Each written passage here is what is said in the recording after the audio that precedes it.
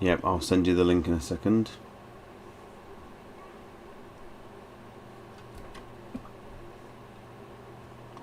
We are live. Are we live? Thank you. Yep, just one sec.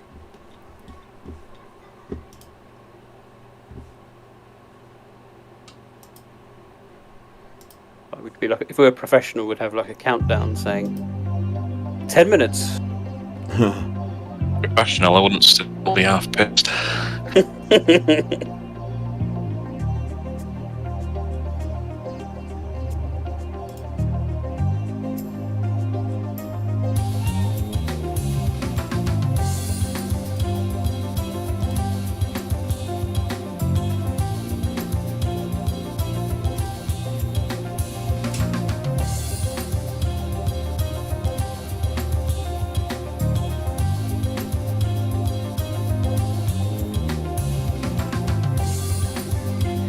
We are live. Hello, ladies and gentlemen, to a very, very special live stream of Resident Evil Dead Aim.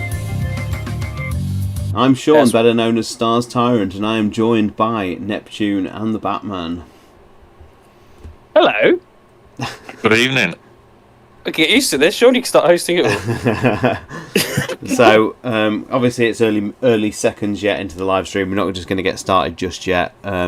But if anybody notices any audio issues or anything like that, if Nick and John sound a bit quiet, please let us know, and I will boost as well as I can to get everybody here. We are joined by our first viewer. I'm going to let you try and pronounce that one, Nick. It's Malakoda. Oh yeah, Yes. my eyes are not good. There we go. Malakoda out. Yes, hello. Can you hear John and Nick okay, please? And if we can, we shall get started. Hello there. Well, we'll give it 10 past. We've got 5 minutes. You only give it 5 minutes. That's a lot of times to hear gunshot ringing through your ears. What a game, and what a game it is. What a game it is. Ross Bannon, thank you for joining us. Daytona Green, Yes. thank you. Hello, welcome. It is, of course, 20 years to the day since Resident Evil Dead Aim came out in North America. It's like... This was we planned it. This was through the dark days, though, when PAL releases were a lot later. I don't think we got it till... Although it can't have been far later, because it was definitely UK summertime, 2003. Yeah, it was June, July time. Yeah. Definitely. But was it like November, Japan? The previous? You're gonna have to. Someone's gonna have to Google that, because I actually don't know. I think the North American release and the Japanese release were quite close to this. Malakoda's asking Sean, have you been on the Stellars already? I've been. Look, I'm going to be honest. I've been to the Drinkerman's Tavern this afternoon. I've had a couple of beverages. I am, let's say, suitably well oiled for tonight's shenanigans. I say yes. 13th of February. With the Japanese release. Was a Japanese release, okay, yeah. Cool.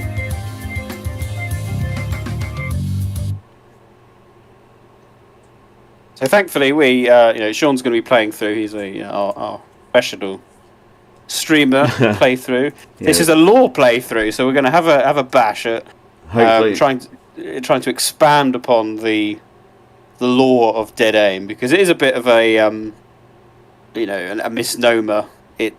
In fact, when it came out, it pushed the series forward by 6 years? Yeah, 6 years at the time, which was a huge jump. It was the most recent entry for actual years, wasn't it?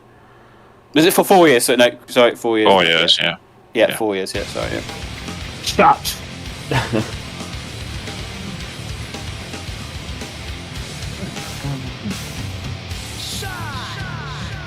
Boom. But it's one of the only games that actually takes place in these kind of lost years, isn't it? Because between sort of 1998, end of when Code Veronica finishes, basically through to this and later entries, there's like a 4-year gap where there's not a great deal of lore, and it's a prime era to fill, to put like a spin-off game in. Yep. But as it happens, we've never actually had like a 2000 set title or movie or anything like that. 2001. Mish is here. Hello, Mish. Welcome. No, because Operation Javier is the same year. Yeah. And the only related thing we've had is the Pananistan Civil War, which was in 2000, I believe. Do you think we'll ever see Bruce again? Well, most recently, and I know this is kind of non-canon as such, but he was actually most recently featured in Tekken, which is obviously the Capcom card game. So that was actually kind of cool, because up until then, it had been a long time for Bruce. Bruce and Fongling were last seen in Namco X Capcom, which I think was a 2005 Japanese RPG, isometric RPG. But we like to let Capcom know. If this were to be remade, would you want it first person or over the shoulder? The same. I love the hybrid. I think it's what makes it utterly unique to this game is the hybrid nature of it. And I'm going to try and show some of the, because what I'm going to do is I'm going to play it with a controller, and then for the final sections with Morpheus in the missile launch sequence, I'm going to use a mouse just because it's so much easier on the head for that bit. But I'm hopefully going to try and show, like, if you actually use a controller, you can have very close to like modern sensibilities with a twin stick control. You can move with the left analog, aim with the right, and shoot with the shoulder button, and that is basically the same as a modern, it's a Call of Duty setup basically. It's just a bit slow. Yeah, I've been playing it recently in preparation for this celebratory period, and yeah, the controls don't come quite as easily as perhaps the tank controls do for me, but it didn't take too long. Right, we'll give it one more minute and then we will launch. And then yes, we're going to be looking at all things Morpheus, some of the lots of really cool files in this game, and perhaps trying to work out the plan. And there's big questions I used to ask when we kind of first started all this was, why did he steal the T-virus? From the French branch, no less.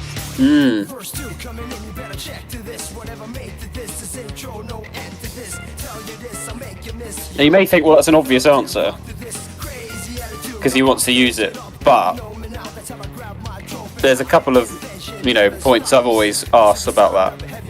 Anyway, we may be joined by Romby at some point if he wakes up. And GT, but they're not here yet. I have to say, this music, it suits the game so well. It's obviously awful. In Dead Aim you don't get the Japanese Heroes Never Die music, which is actually sung by, I can't remember his name, who plays Bruce. I can't remember his name. I know his name and I can sound it in my head, but I don't know how to pronounce it, so I'm not going to bother. I know it begins with R and R. Okay. So. Yeah. Yes. Go on. We're going to start a new file on normal, just so there's a little bit of challenge. I don't want to just breeze it. It's going to be a fresh save, so there's not going to be infinite ammo or anything like that, and and obviously none of the files will be picked up, and so we're going to have to search every cabin and go through the game. So this won't be quite as streamlined. If anyone's been watching my Dead Aim streams, we tend to play through it very quickly. This is going to be a lot slower, a little bit more methodical. So let's go. Establishing a kingdom where beauty has absolute authority is the dream, which I must make a reality.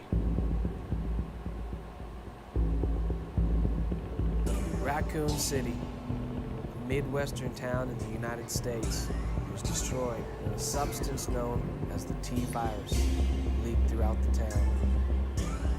However, Umbrella, the corporation developing the virus, refused to abort the project. And once again, the threat of biological terror was thrust upon the world. A large amount of T-virus was stolen 3 days ago when a terrorist group hit an Umbrella lab in France. Yesterday, one of Umbrella's cruisers was hijacked and contaminated with the same virus.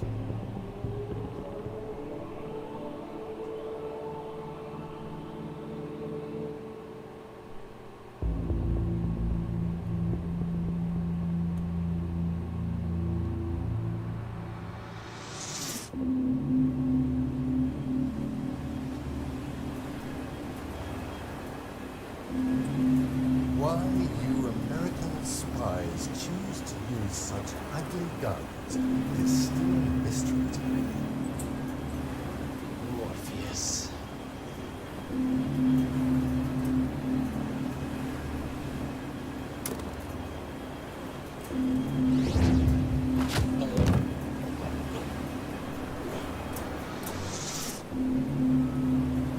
Think that cheap clothing burns go into your head.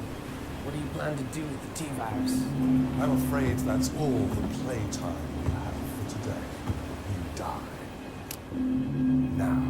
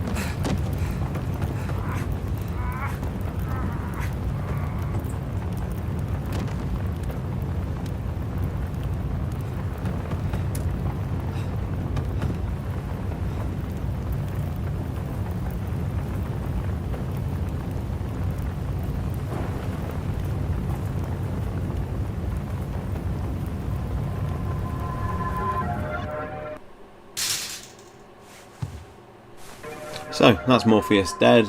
We can all go home. Roll credits. It's an interesting opening, isn't it? I mean, you're straight away introduced to the fact that these subtitles do not correspond with what's being said at all, which is amusing. But I like it in the sense that it had a kind of Saturday serial program. You kind of like you're joining the story halfway through it. Yeah. You know, that's quite cool.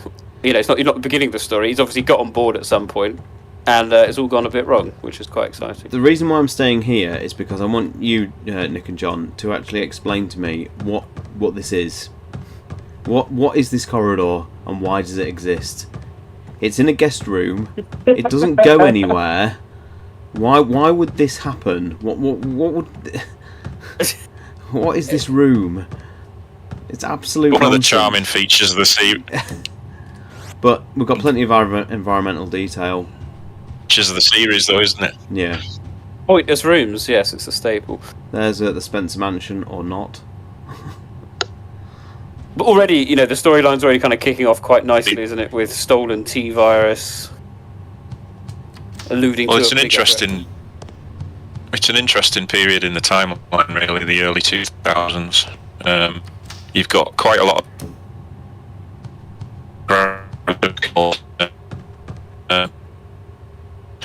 the government couldn't find conclusive proof that Umbrella was responsible because obviously the town was new.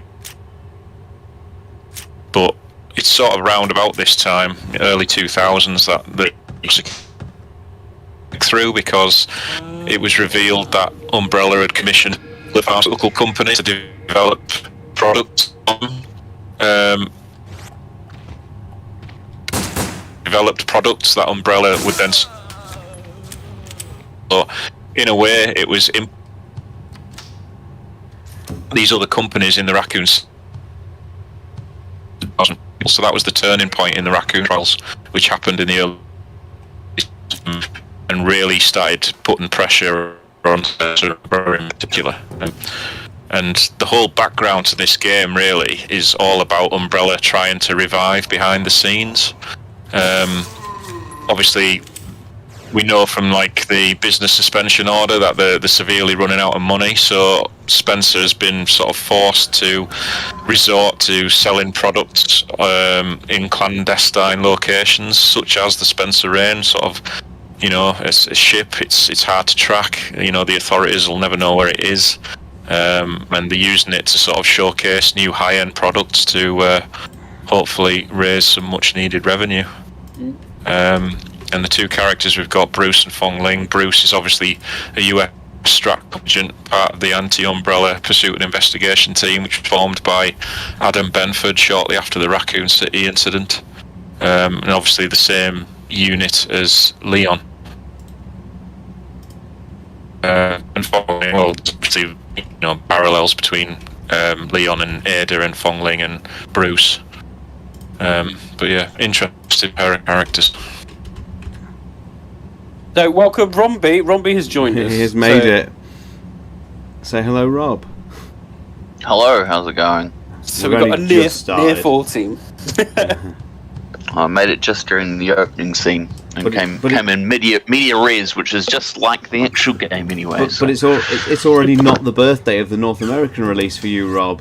You are a full day ahead of us. It's the 18th, yeah. I'd forgotten how much the enemies go flying backwards when you shoot them. It's lovely, isn't it? It's a nice little touch. I mean, and I think I said this to Sean. Why are there cops?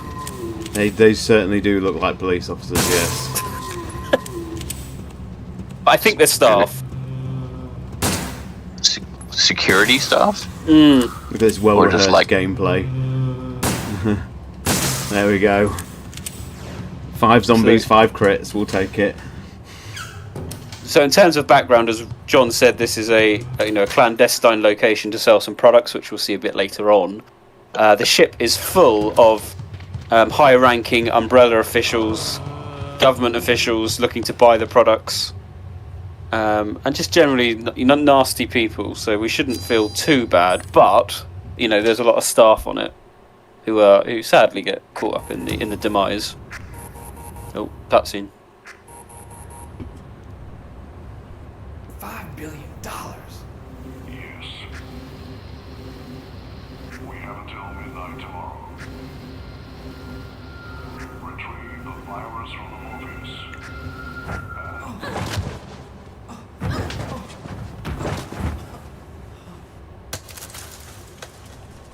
Morpheus. Welcome, Ron. Wait, you see me? And John Ron as well. Thank you for joining. Looks like we're in the same business.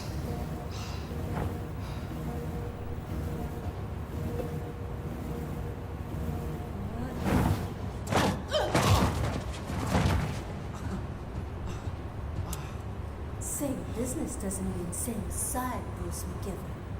You already know my name. That makes sense since you're blackmailing both of our companies.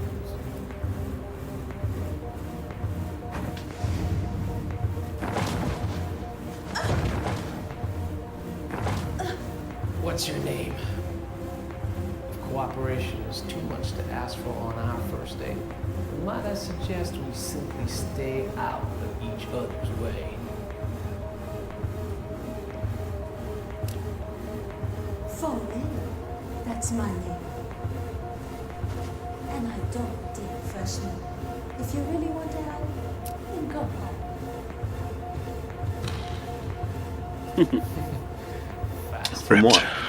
From what I understand, the subtitles are literally translated, and the actual worded dialogue is what's been basically translated as such.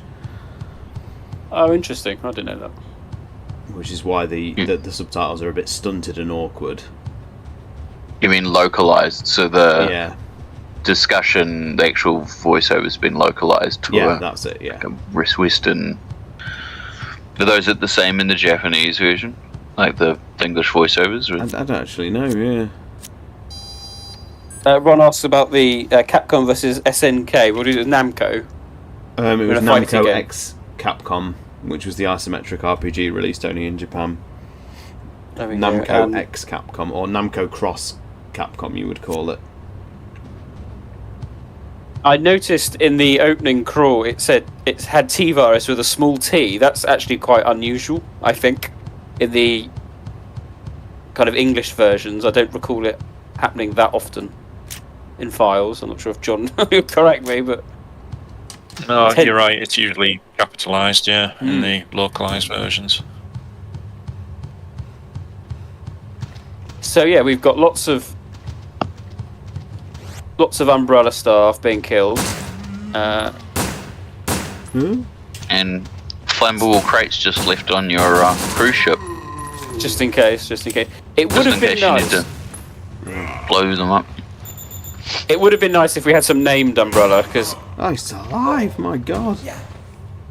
we could have had Joel Allen, the vice president. That would have been quite cool. There's nothing to say, wasn't he, Nick? No, absolutely not. Absolutely not.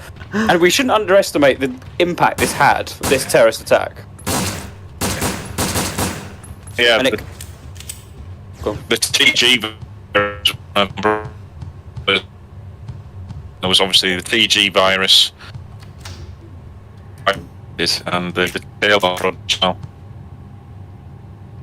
Like I said earlier, it's very interesting because you've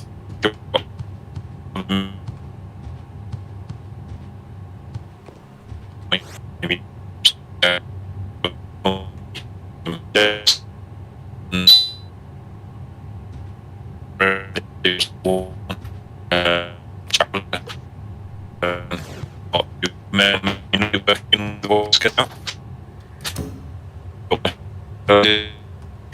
Yeah, I'm afraid to say, John. Yeah, plenty of stuff going on in the background. Your connection's not great, John. I was going to say, is it John's? I wasn't sure if it was my connection, but No, it's Mish has just said. yeah, John, you're a bit Cumbrian internet. Cumbrian. So we'll check. What we're going to do is we're going to check all the rooms. Absolutely. But look at these little traps they set you up. Look at that blood splatter. Nice. I will say, I think what John was saying was the TNG virus was going to be the big product. It's going to kind of bring them back onto the onto the scene, but because of this, it does. I said it leads quite nicely into Umbrella's end in Umbrella Chronicles, with the only outpost basically being the Russian facility. Yeah. And because from Prelude to the Fall tells us as well that as well as using ships to hide the products, Umbrella also had various underground hangars, world. Yeah.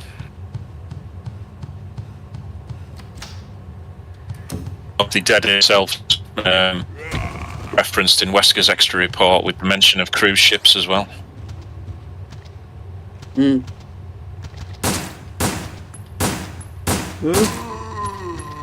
I right in thinking as well that the only time this has ever been officially mentioned in the timeline is in the inside of Dark Side Chronicles book or whatever it's called? Right, yeah. The only reference in supplemental the events of this game. There's literally no other mention of it anywhere. It's not even mentioned in archives. It's a shame. Let's enjoy this moment. Let's enjoy this fantastic soundtrack. Yeah, so this music is obviously the basis for the Heroes Never Die track. That has anyone got me the voice actor yet of Bruce McGivern? But he sings it. He sings the Heroes Never Die music. It's not in the Western release, unfortunately.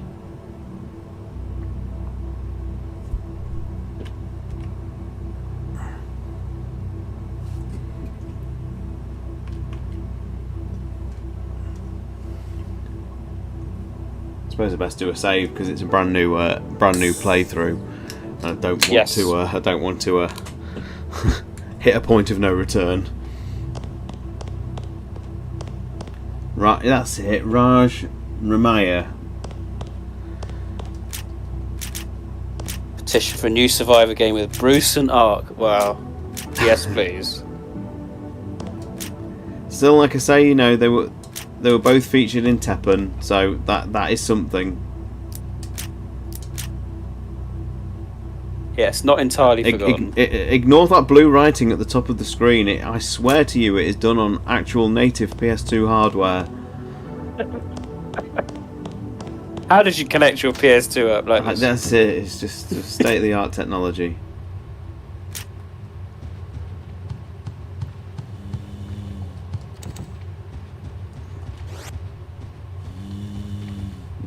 So do you want to talk about how you're moving here?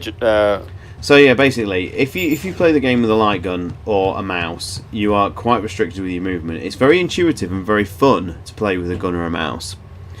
But if you play with a controller, you move around. Basically, it's like tank controls. You can move forward and back, and you can rotate left and right. But if you hit R1, you get taken into first-person perspective, where you can't really do much other than rotate with the right and left. With the right analog, you can rotate, and the crosshair moves up and down. However, if you press and hold this, I think it's called like the stealth button or whatever. If you hold that down, you basically start to get moving and shooting gameplay. So basically now the left analog allows you to move forward, move back, strafe left, strafe right, but you can also turn and aim up and down. So you can actually do this together if you use a controller. So here I am strafing, but I'm also turning at the same time. Now this basically is as close to modern controls. Anyone who plays a first-person shooter or even a third-person shooter or anything like that will know, as long as you're holding L2 down, you are basically playing it like a modern shooter. And this is where some of the gameplay really comes alive. Quite a skill, though. If you've played a modern game, it comes intuitive, really. I know what everyone's thinking. Wouldn't this have been better if it was a Gaiden remake? Well, again, Gaiden gets you know, a trailblazer of a game. Look, it's Alyssa Ashcroft. Look what she's wearing. But I do I love the unique art style of this game.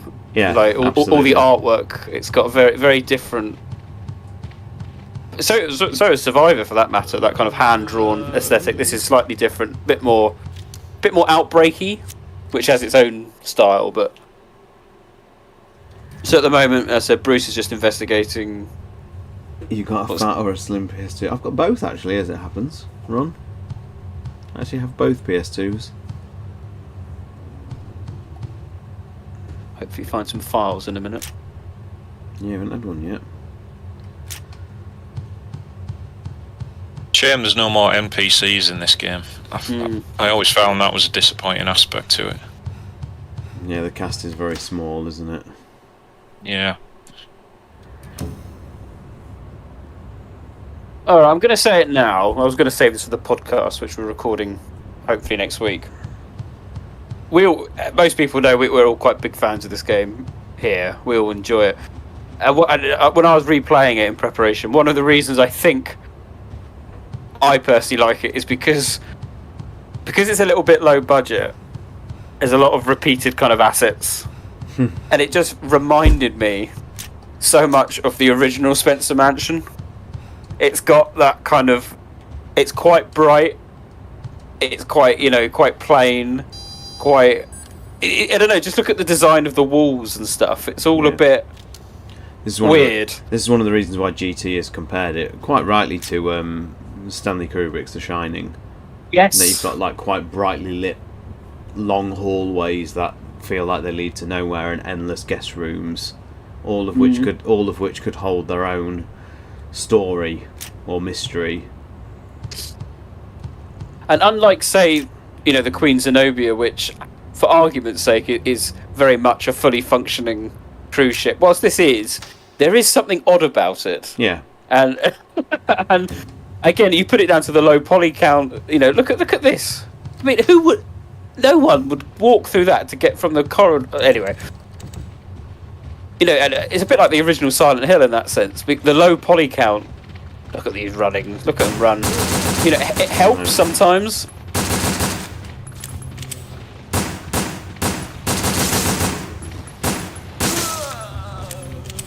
That's my personal take. I've always found it. It just makes it feel that a little bit more uneasy. I know it's a bit more of an action game. It's not really survival horror in that sense, but you know, there's lots of exploration.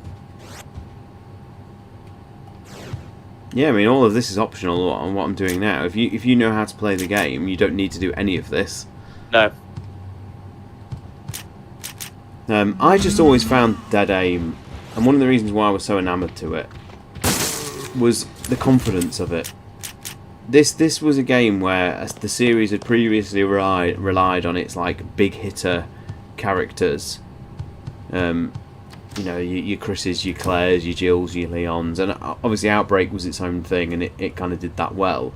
But in terms of like a solo single player title, this was bold and brave. And I know Capcom, you know, placed all that faith in a low budget, you know, side shooter, but this game still showed that the universe could stand telling its own stories without leaning on the classic characters and things like that. It could introduce a new cast, a new setting, because you know the boat setting at the time was completely unique. It's become played to death a bit now, but at the time, you know, this was very unique. Apart from Gaiden, and it just showed a confidence from Capcom that it told me that the series was in kind of safe hands. You know that, you know, even if Chris and Jill don't appear, even if Leon and Claire aren't around, you can still tell stories, and yeah, and that's why I always really valued it for that. And as we know now, some of the things it did were kind of like feel like you've said it before, Nick, like a proto RE4. And we're not saying that in any way this game influenced RE4, but we're just saying it's interesting how some of the designs and ideas appeared here first before anywhere else.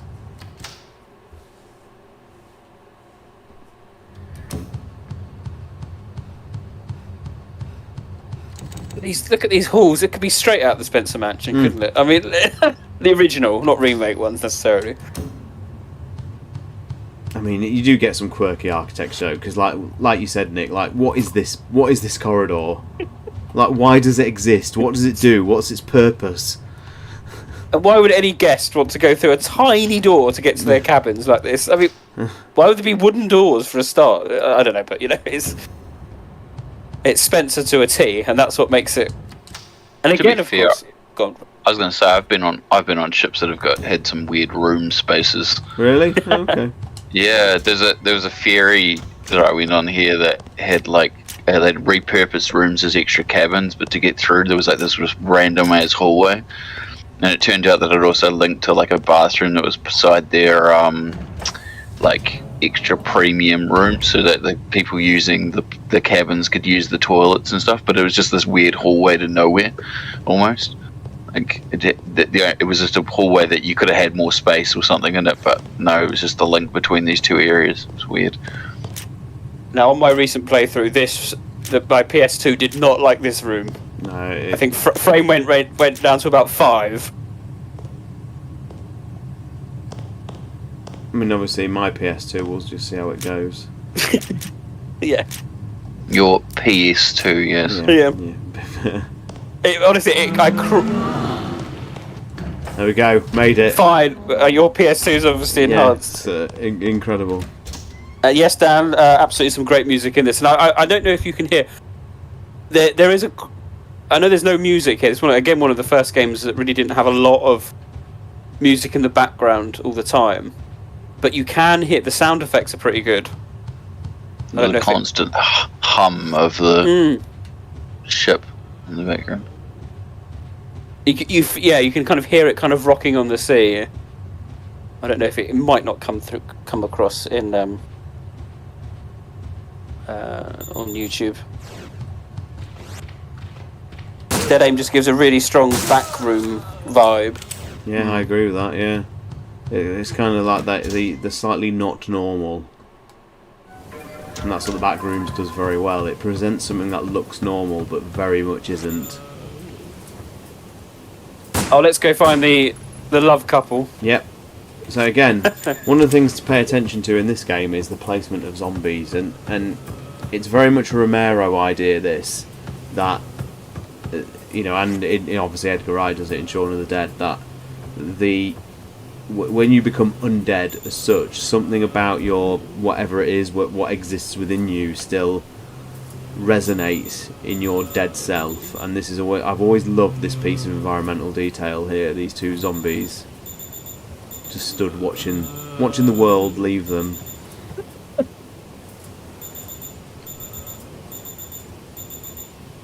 And I'm just going to end it. I'm going to put them into their eternal slumber.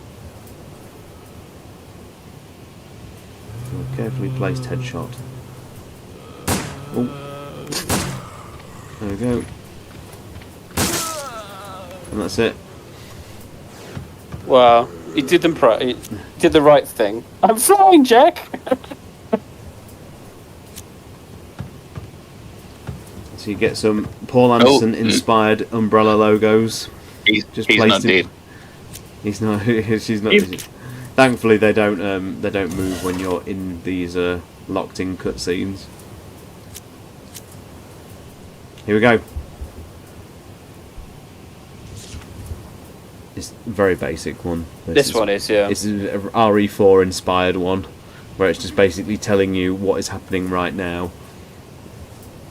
Give you a clue on something to do. Yeah. So not a lot of juice there.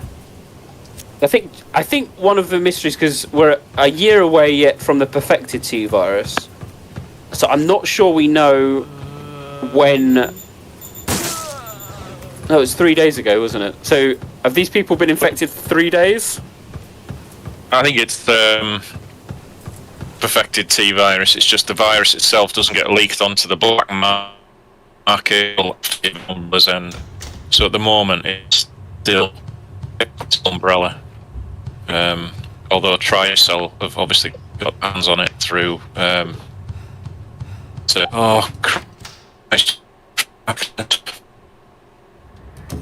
John, you might want to disconnect and come back on again. It's cracking up.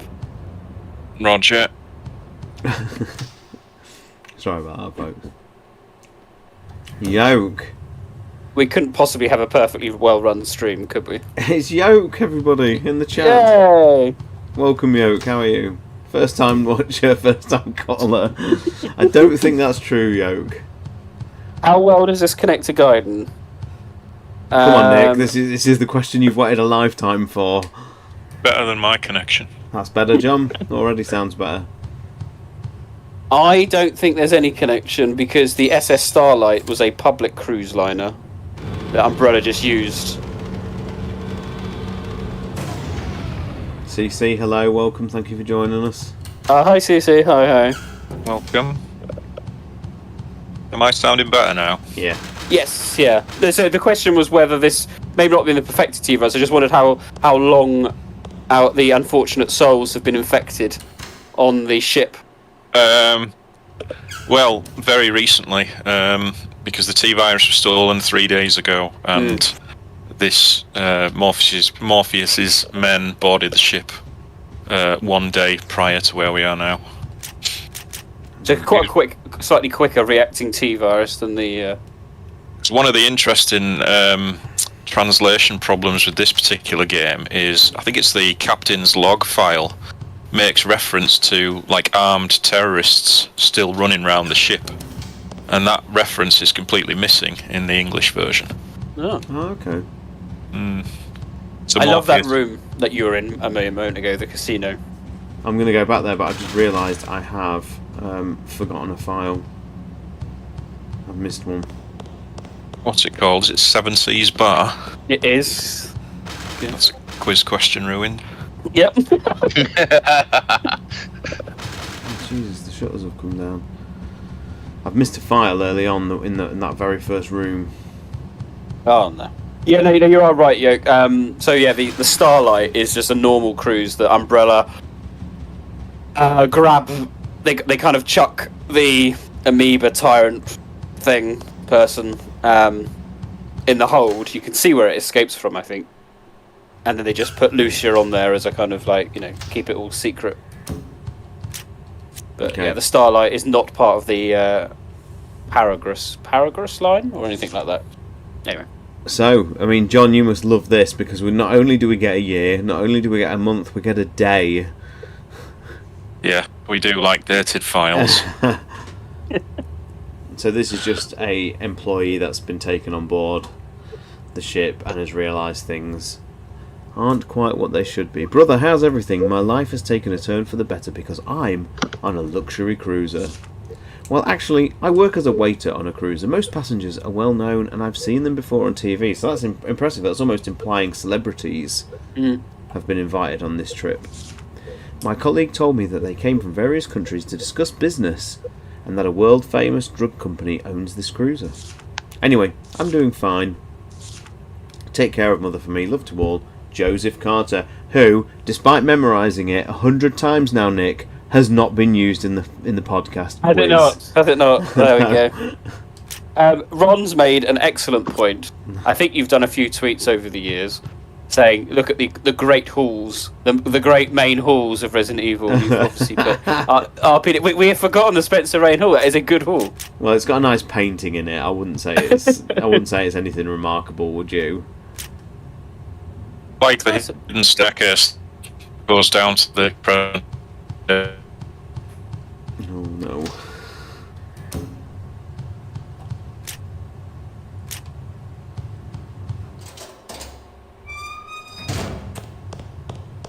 You're going to see the first signs of Bruce's superbly long neck. Oh, yes. Second here. Honest question, how well does Dead Aim hold up from a story perspective with the recent additions in the series? I think Dead Aim, because it's very self-contained, hasn't changed its place one bit, to be honest. And we're just discussing earlier about the importance of it. As I said, it's a shame that we don't get named people on the ship of Umbrella who's here. It didn't even need to be named. They could have just said, guest list, Bob Smith, executive, or whatever, Joel Allen, vice president. It'd be nice because they only kind of casually mention that it's got a lot of Umbrella executives. If they put a kind of list as to who was here, it kind of then ties in nicely to Umbrella's end as to who, as to why basically Sergei is all that's left. He puts it all in one basket on this ship. So, somewhat amazingly, not only on this file do you get a year, a month, a day, but you also get a day of the week. Is this actually accurate? Has anyone checked? Was August 27th in 2002 a Tuesday? I think it was. It was. Yeah. Was it? Yes, today is my 100th day anniversary since coming aboard. But that's all I can write about since this place is so boring. I expected a lot because this is a luxury cruiser, but I've learned that there is almost no difference from working on a cargo vessel. I finally have something to write about. Today, large cargo was carried into the presentation room, which is beyond the boiler room. Recently, many people are going in and out of that room. I wonder what's taking place there. I'm curious because the crew doesn't have access to that room. I saw a red mark through a break in the sheet of one of the cargo crates today. I think it's a symbol for biological and chemical weapons. Somehow passengers are still going in and out of that room. Maybe there's a hidden door in that room, but I'm not sure where it would lead. My boss yelled at me today for not paying more attention to my job. What a jerk! But I'd better be more careful since I really need to keep this job. Very good. Yes, indeed. It wouldn't be an RE game without one of these, would it? The valve handle. That was the 2003 era bolt croppers, wasn't it? Yep. Exactly what I was about to say. So you ready for the giraffe Bruce McGivern, ladies and gentlemen? Just check this neck.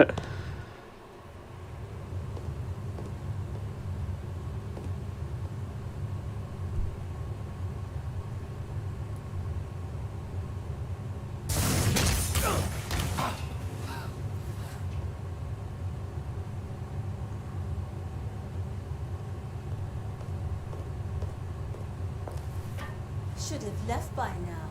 Somewhere in America, there's a kitten stuck in the tree, desperately needing your help. Oh well, thanks for the present. Lucky girl. Give me a hand. Falling!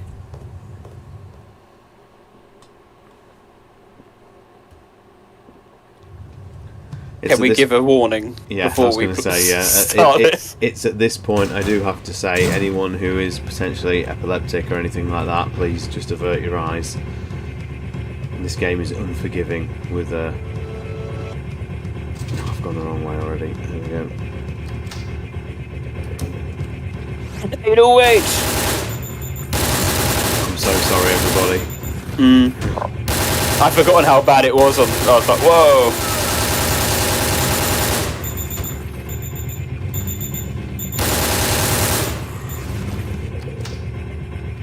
808, yeah. It's definitely got that vibe. I've sometimes heard of Fong and Bruce being described as budget Leon and Ada, and I hate that. It's not fair. Or the Kmart versions or the Wish versions or whatever. Rob! Expert dodging there from Sean. Well, right. We've got Leon and Ada at home.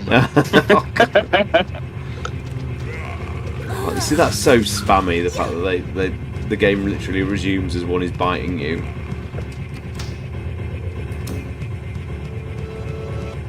Great music though. Makes it more dangerous than it probably is, but you know. Yeah, absolutely. Ooh.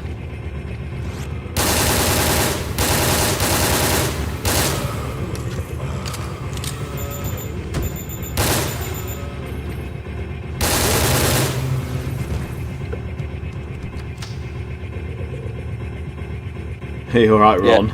Yeah. Are you, has your eyeballs been burned firmly through the back of your skull with this? Malakota's right, says there's nothing that retcons dead aim.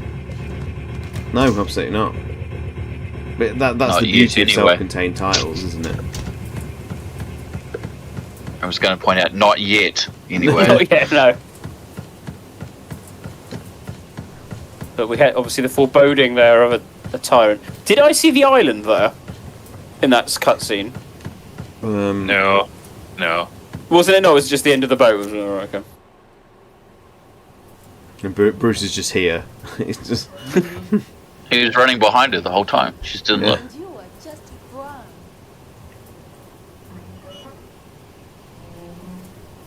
The Titanic couple's gone though. We dispatched them. Here we go. No, Sean left the guy there still. Oh, did it? You will not destroy this for me. Oh, yeah. So these are the Hunter Elites, which look quirky, but if you've played Resident Evil 3 Remake, they share some things with the betas. Some of the animation nearly the same. They've got a side dodge which literally looks like lifted animation, and one of their death animations is nigh on the same. I love the elites. They're tough as well. Yeah, they are. They They use a shotgun. I'm not going to mess about.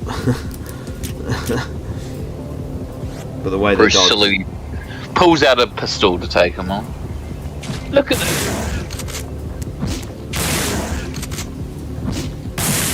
So that death animation there is nigh on the same as Remake 3's beta deaths.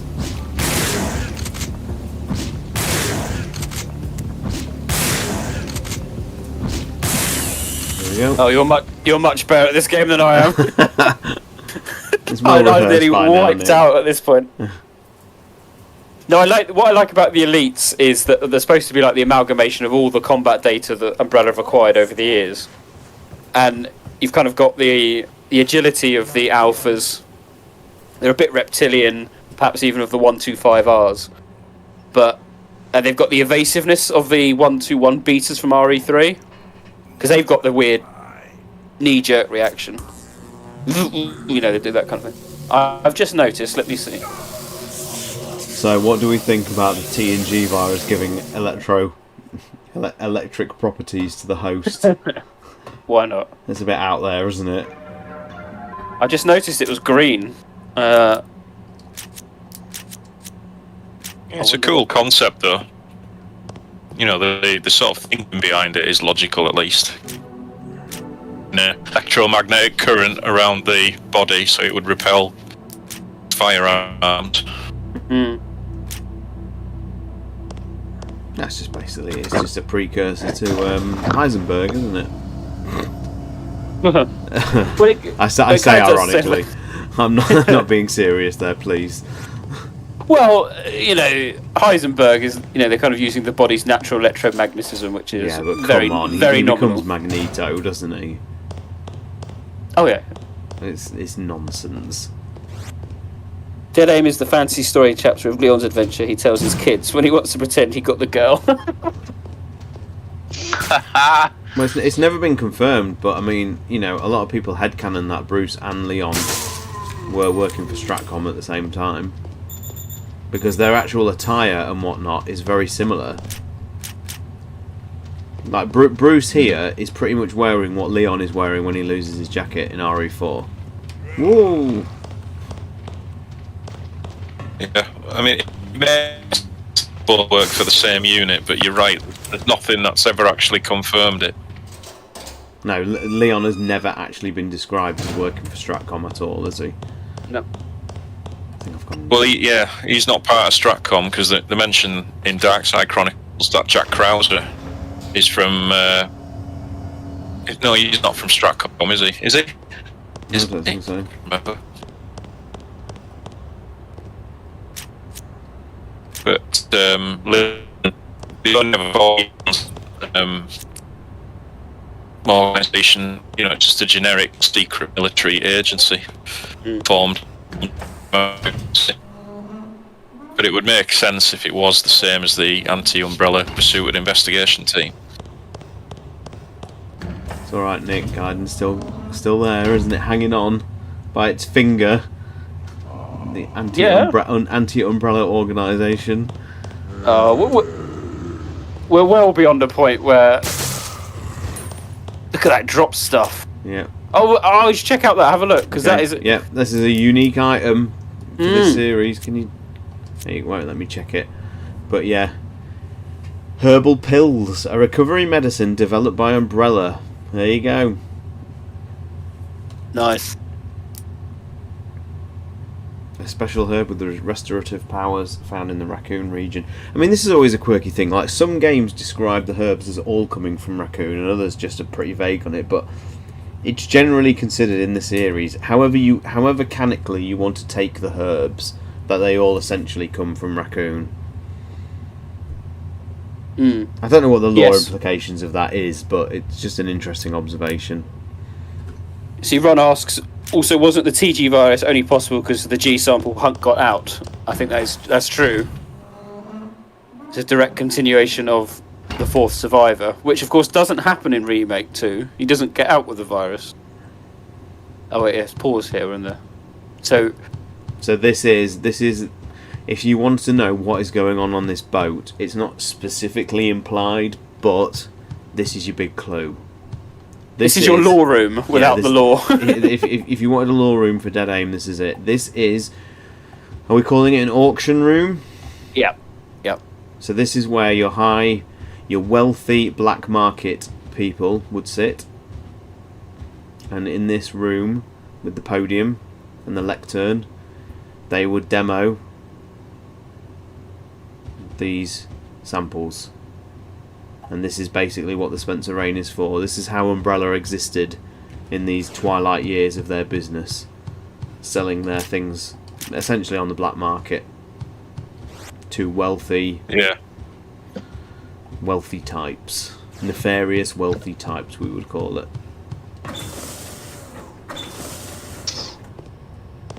Herbs were native to the Arklay Mountains. I think they were. And I think, as I said, I don't think it's ever been confirmed anywhere. But I think the kind of general headcanon is that they've been taken once people found out about their regenerative powers, not to cure the virus. That is not. If you're bitten, you're bitten. It doesn't do that. But these are just herbs that have regenerative or medicinal benefits. And I think you kind of got to work. If you like the idea that they natively grew in Arklay, then they've just been, taken from there, grown elsewhere around the world.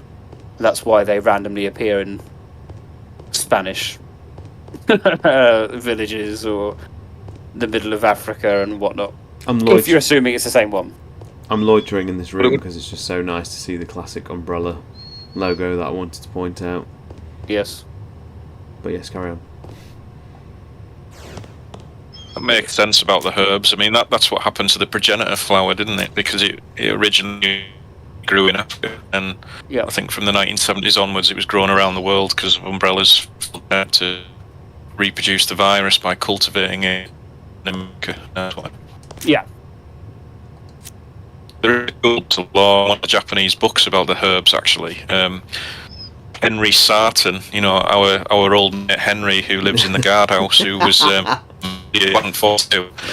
there's a cool little piece where he wrote like a university paper on the green herbs, explaining the beneficial effects.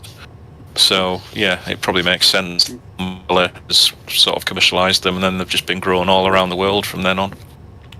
EB Boy in the chat, hello, says the ones in Code Veronica say that they've been taken from raccoon and cultivated. Yeah. So there we go. Sorry, I caught a button there.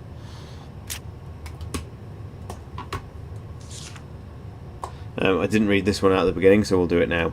Good morning, Bruce. This time your target is former executive Umbrella named Morpheus. This man has stolen the T-virus and has hijacked Umbrella's cruiser. Your mission is to infiltrate the cruiser and report the status immediately to the base of strategic forces. We've prepared some equipment for you to review. Good luck. Your standard equipment, blah blah blah. Yeah, it's just all game information. Needs his exploding pen. And a rocket launcher lipstick. Well, it is very James Bond, this, isn't it? Yeah, absolutely. Yeah, it's supposed to be. The ending, certainly. Okay. And the name, Heroes Never Die. Oh, look at these files. Hunter Elite. The special Elite version has been modified for presentation. It is faster and more powerful than a standard Hunter. It's not a tyrant, as the image in the background describes. It is a tyrant. This sample was created with a newly developed virus.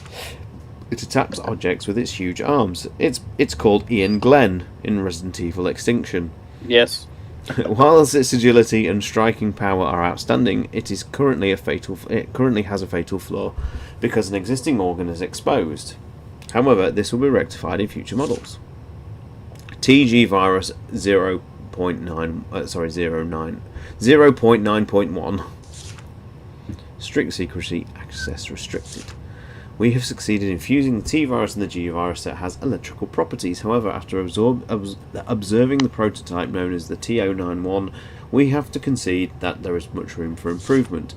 In this newest version 0.9.2, we have finally been able to achieve a high voltage current, which was our initial goal. Its electromagnetic barrier should make it near invulnerable.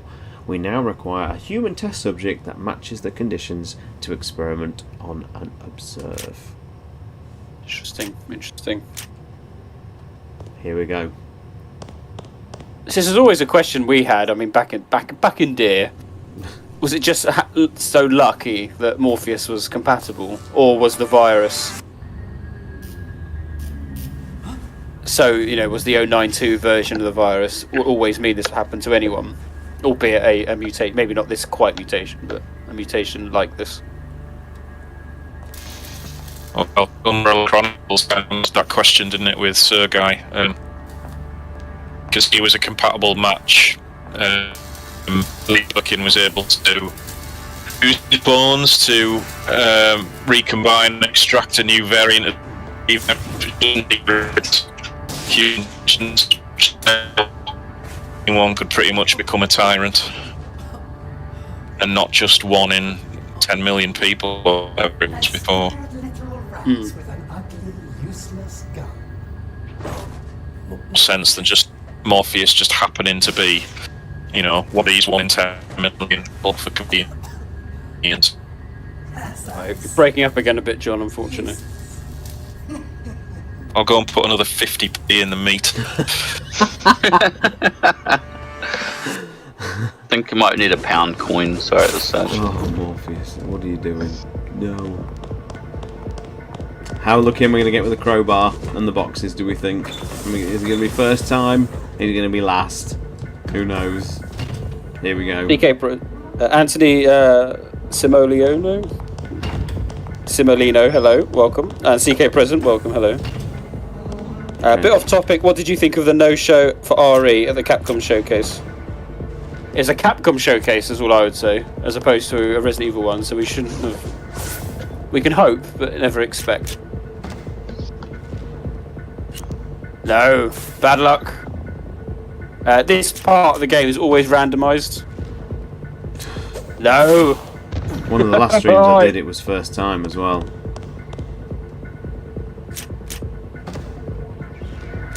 Yes, there we go. Yeah, not there bad. you go. That's not bad. One hit, I'll take that.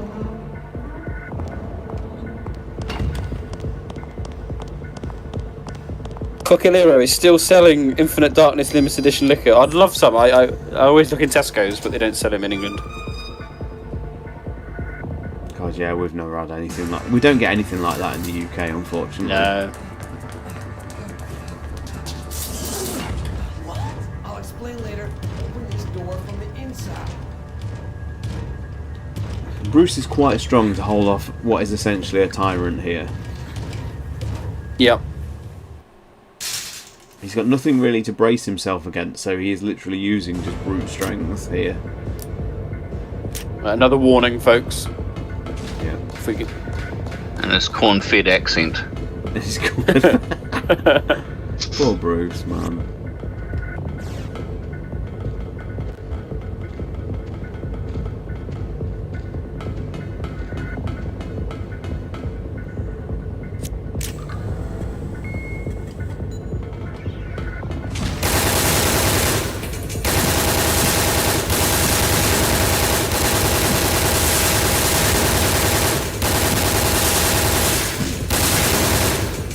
I really don't remember that flashing being as bad as it was. No, I didn't when I played it.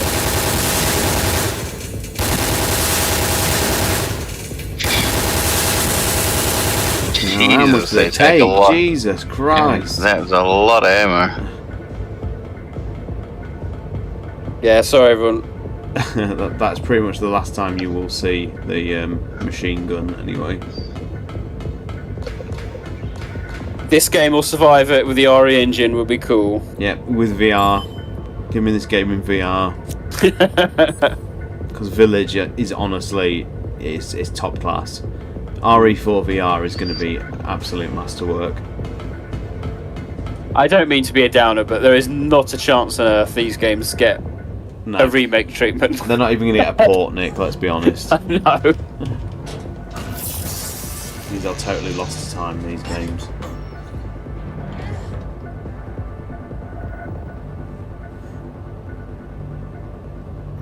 And it's such a shame because, like, you know, this one genuinely has a bit of a cult following because it's still reasonably playable. It looks okay. Survive, I know. The original Survivor with Ark, you know, is I'm just trying to help. it's debatable whether there's any real quality there at all. Meme quality. Yeah. But let's rewind to when this game came out, 2003. This was a very unique tyrant. Before you sit, don't walk. We'd never seen anything like that before. You have to also bear in mind as well, just from like the sort of the market, if you weren't a Nintendo adopter, this was your game for that year. Mm. You know, you didn't have the luxury of Zero or anything like that. You know, I think the ports of 2, 3 and Code Veronica came out in 2003 as well on the GameCube. If you were a PS2 adopter, this was your title for that year. You know, I think you had Outbreak at the end of the year as well, but nothing with the core casting at all. This was your Resident Evil experience. I think Outbreak was next year in Europe.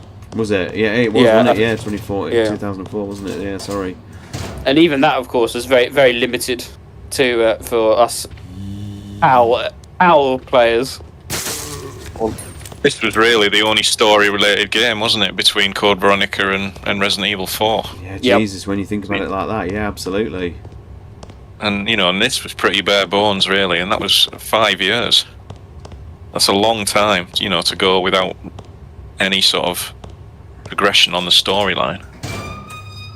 That's it. Well, if you don't count the expansions from Outbreak, anyway. It almost puts into perspective, really, the sort of impatience that the community have today. doesn't it? My immediate reaction the other day, looking at the reaction to that Capcom stream, was literally like, "Wow, be glad you weren't in the community in the early 2000s."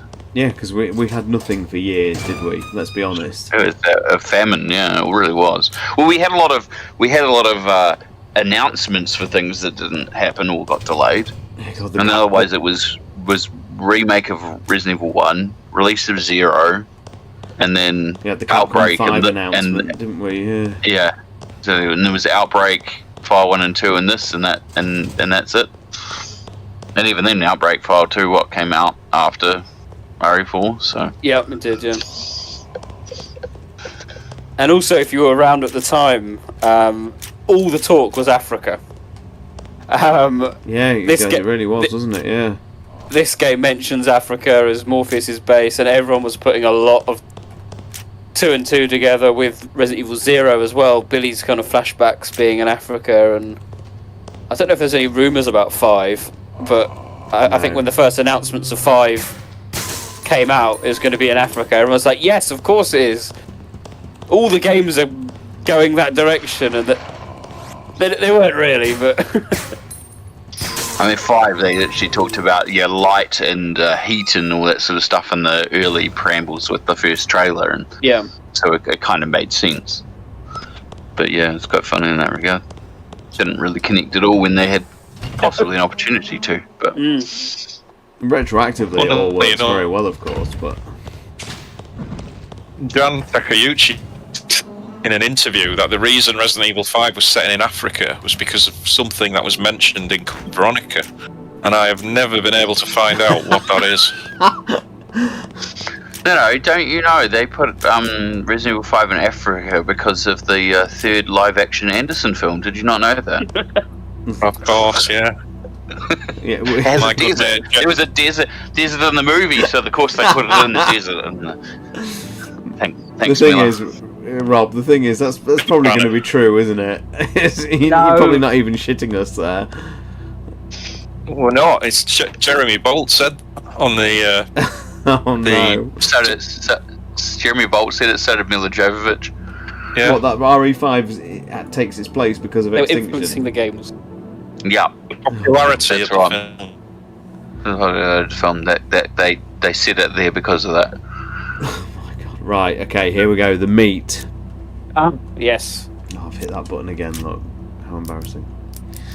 The dismissal notice. Where's it gone? It's gone. Oh no, it's called the restructuring notice on a different page. That's interesting, isn't it? Dismissal notice. Okay, August 20, 1998. You'll notice, keen-eyed viewers, we've gone back in time for this letter. Upon investigation, we have concluded that you are responsible for the incident in Raccoon City on May 11th, 1998. Your services with this company are hereby terminated.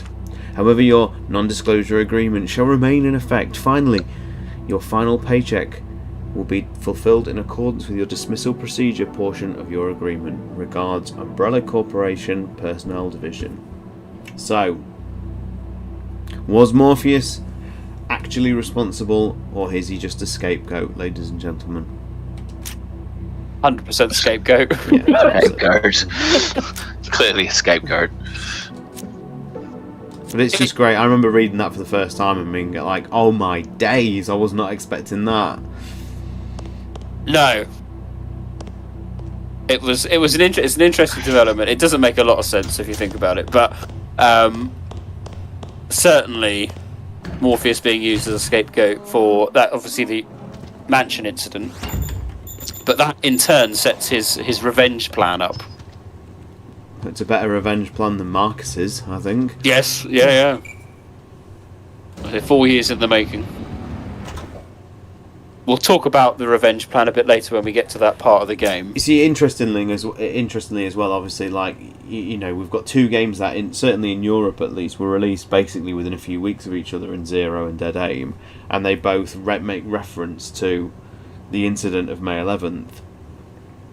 It's not a massive observation, but it was very quirky to just have 2 games that focused around like what caused the mansion incident. They could have expanded upon it a bit more as to why. You know,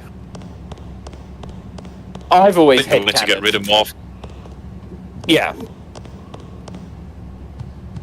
I've always What have you? headcanoned. Oh, sorry. What have you headcanoned? That obviously he was in charge of the disposal facility and wasn't disposing of the art clay facility specimens quick enough. You know, I'd assume if he's running his island, he's got to send all the transportation to and from America. You know, get rid of it. And he just wasn't doing. He's doing a very lousy job, and that's canon. He's very much doing a lousy job. And Well, yeah, I think he was running the island, but he was more bothered about sort of work after the biological weapons, and obviously what led to the results. The accident with Pluto escaping 5 researchers. They were obviously aware to get rid of him, and then when the mansion incident happened, that was the perfect excuse. Yeah. Because interestingly, when they sacked Morpheus in August, they then immediately changed their minds and decided to blame. They followed suit with the raccoon incident and blamed that on William Birkin, didn't they? Yes, as shown in Survivor. Yeah. So another. He was sort of made the scapegoat for that. Another example. There's a little bit of truth. A little bit of truth with Birkin. Another example of your Romero-esque, you know, retaining a sense of self. Look at these sad gamblers, ladies and gentlemen. They can't even operate the bandits anymore, but look, they still stand there aimlessly. Second game in a row, we had a casino, we had one in Cove Veronica. Yep. This one doesn't have a ceiling aquarium though. No. Sadly. Fail. Failure. He's the fall guy, absolutely, Anthony, absolutely. But when we get to the island, we can have we'll have a bit more of a chat about how that's happened, and you can kind of. And this is why I like the game, is because the dates are all wrong, and everything that happens on this island is so wrong, it doesn't make any sense. But it does. You just got to kind of break it down and go, well, okay. I actually think it's one of the hardest games in the series in terms of backstory, in terms of it together. I think we talked about this on the original podcast we did, but I was sort of struggling to work out why he bothered raiding the Paris lab to steal the T-virus if there's already large quantities of it on his island. Yeah, and that was my original question at the beginning of this stream, to say, why did he do it? Yeah. It's just obviously some sort of statement, but it makes little sense, because all it does is put attention onto him and expose his plan, because if he hadn't have done that, would Bruce and Fong Ling have been sent to the ship? Mm-hmm. It's odd. But and then he obviously he takes the ship because we know the new virus is on there. It will be 4 months tomorrow since the Spencer Rain left port. I'm proud. We have had a safe voyage so far. A representative from Umbrella, the owner of the cruiser, spoke words of appreciation to me. Something is strange. Although the crew have reported nothing special, I am concerned that the Wands may be breaking free. I will make sure to always have my magnum pistol with me. I can't send a signal for rescue. What should I do? The passengers and the crew are all dead now. All I can do is accept what has been happening on my ship as my destiny. John, I'm thinking that... Oh God, my memory's a bit hazy, but the Japanese version's quite expanded of this file, isn't it? Yeah, this is the file that mentions... the terrorists, isn't it? The armed group that are still... on the ship. It talks about how shots and things, but I've got the Japanese here. It's just a little bit more clear. It says the ship's crew reported nothing out of the ordinary, but I wonder if those things that the researchers at Umbrella headquarters brought with them have escaped, and obviously that's why he keep the Magnum with him. So that is a lot more detailed, though. That is. And then his final entry on September 22nd. The passengers and the crew who we've did it all. Few arrival later. The armed group is still occupying the ship. There is only one road for me left. I'm prepared to share my fate with this ship. So that reference to sort of armed terrorists is completely missing in the English version. That's a shame. And that is... I suspect there's another reason for that.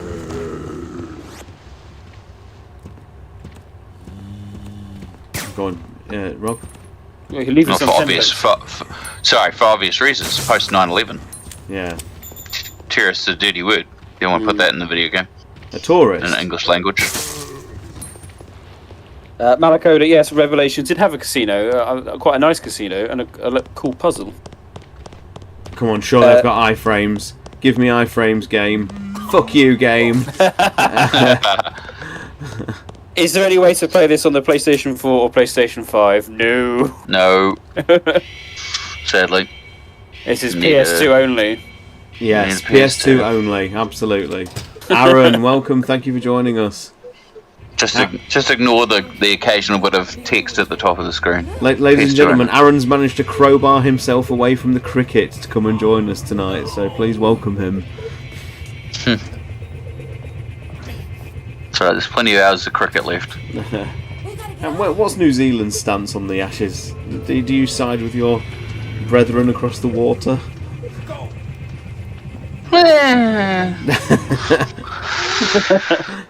I'm indifferent. Nope, time it. Forgot about time it. No, I don't want to derail this with rants about cricket. Sensible.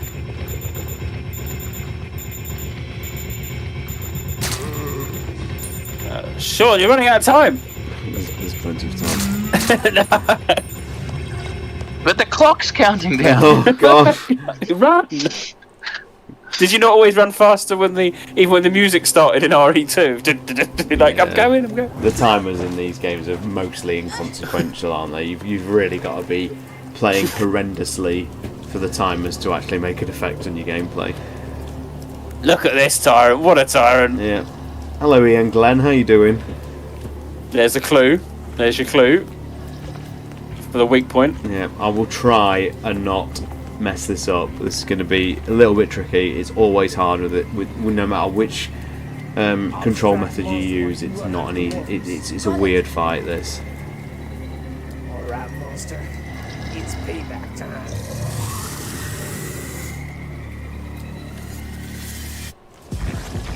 So you try and sort of circle straight from a bit, and then double turn, get your shotgun, and go crazy. And already, that ain't gonna work. He's a fantastic tyrant. He's kind of a bit like, well, yeah, in Glen Arias as well, a bit. There we go.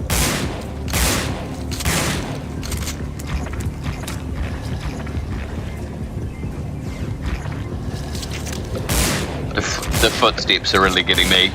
The squelchy footsteps. Yeah. Great sound design, good gore as well. Look at the blood all over the place. Yeah.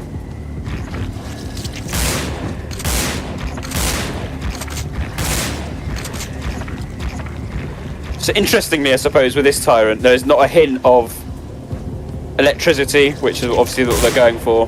But interestingly, not really a hint of G-Virus, apart from the... Love it. Jesus. No damage. Nice. I mean, I suppose the only sign of G-Virus is its kind of tentacle things, but G-Virus did not get a hold in this. Right. I just want to say, everybody, one of my favourite cutscenes in the entire series is this. Yes. Bruce's brief walk across the island is atmospherically unmatched, I think. The music and just the sheer, like, all I want to do is just explore it. It just looks so amazing. And some of this is part of the reason why I like Revelations 2, because you kind of get an idea of what this game was implying through the empty streets and buildings in Revelations 2. Sorry, I just wanted to interrupt to say that's why you don't store explosive crates in your hallways. Because that's what happens. But yeah, certainly this sequence. The animations are a bit janky, yes they are. Yeah, that's budget cuts, I think. More than anything. Just look at this. Who doesn't want this to be a game in itself?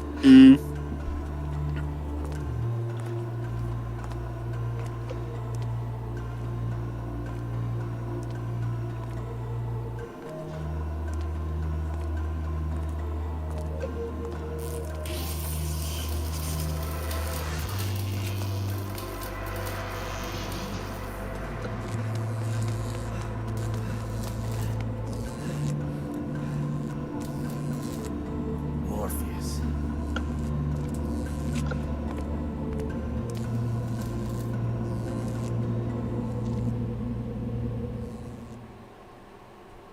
That's it. That's all we see. Yeah, I know. And It's such a shame. so, Nick, I think it's good time to tell everybody that you really are the person who named this island Benthic.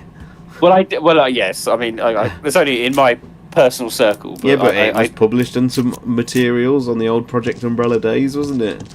I slipped it. Yeah, so I slipped it under a few radars. It's on my Monopoly board. Is So I it I really? called it. What space did it take?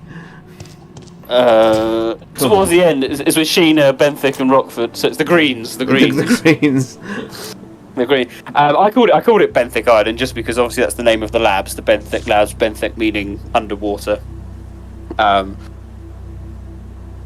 So I mean, yeah. Generally speaking, we're on an island. It's the official waste disposal island. So any pieces of crap that Umbrella have developed that they no longer want will be sent here for disposal. And it was Morpheus's job to look after this and successfully dispose of it.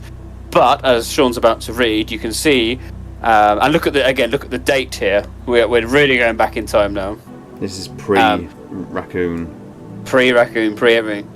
And Morpheus is in charge. He's the supervisor here. So I'll take leave it. 1 month has passed since I was dispatched here. I am astounded at the sloppy supervision of this Umbrella waste disposal facility. I am not surprised this accident happened. I know that if I must die, I want to die as a human. The supervisor here is called Morpheus. It's so annoying. He drives me nuts. Oh, I've pressed that fucking button again. I do Wrong apologise. No.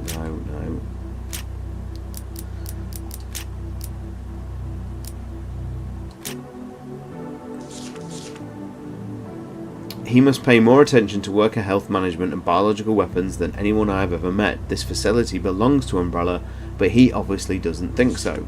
I have no idea how long I've been here. I don't want to stay in this facility, but I can't move. My body won't move. There we go. Aaron, only in Capcom media as such. So obviously the most recently Bruce and Fong were featured in Teppen. In terms of official RE media, no, not since the Dark Side Chronicles guidebook or whatever it was. That was the last time it's officially been directly mentioned in some capacity. And when was that? John, do you actually know the year that guidebook came out? Was it the same year as Dark Side?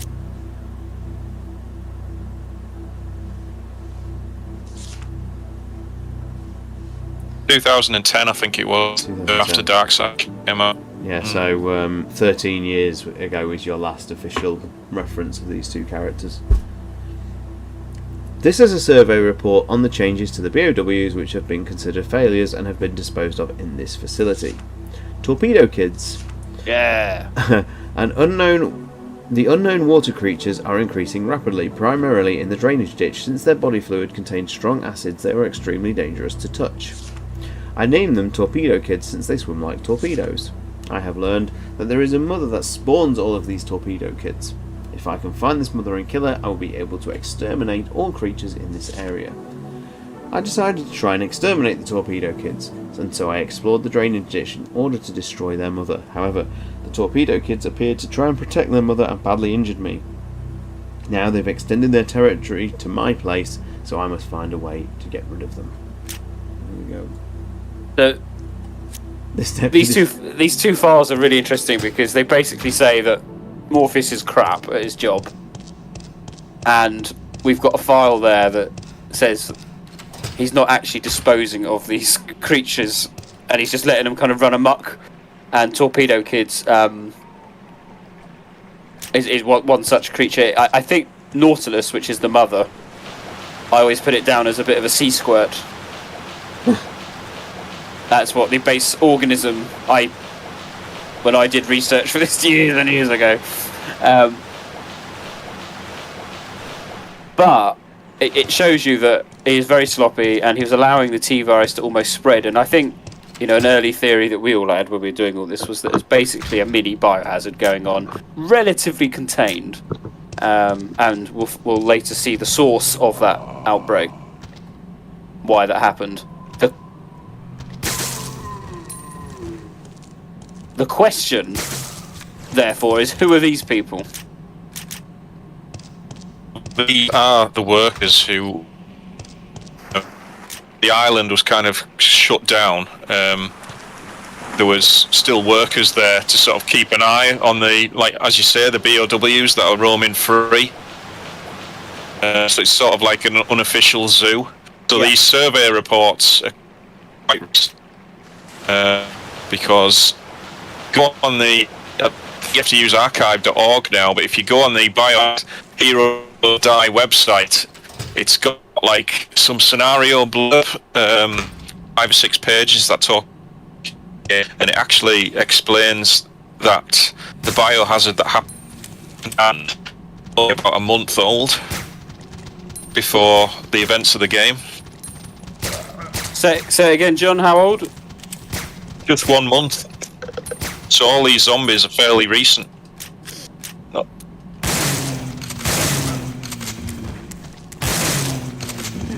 Yeah. Because I remember that being a heated discussion with El Bastardo back in the day. Shout out to El Bastardo. Me and him, we used to have big conversations about this game as to who are these people. This was before we really understood that because the idea being, if these were 1997 zombies that have been here since 1997, why don't we get Crimson Heads and things like that? They're the questions we were kind of asking ourselves. Yeah, but different strain, but they're not. And it doesn't help that a lot of the BOW reports aren't dated. They're the only ones in the game that aren't.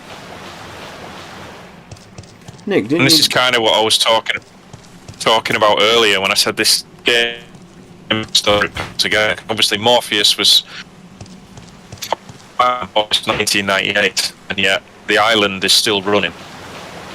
He somehow managed to supervise construction of a missile silo in Benthic labs, without being detected, and that doesn't really make any sense at all. He managed to get away with that. There's Nautilus! There she is! Oh, look at this stun lock, Jesus. No, you're absolutely right, John, yeah. Because the clue is in his the amount of followers he has, and he's got a lot of loyal supporters, and they carry on using this island for his own purposes even after he's fired.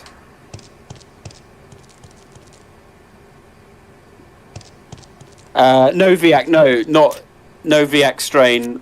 Certainly not the Mansion VIAC strain. The T-virus at major cities across the United States. The Chinese are no longer in this with us. We've agreed to pay the $5 billion. But that would make Fongling's presence obsolete. Fongling? Bruce, have you had contact with Fongling? Yes, and China would choose to cooperate with Morpheus. In any case, the United States will not be threatened, and we do not negotiate with terrorists. The safety of our nation is in your hands. Good luck.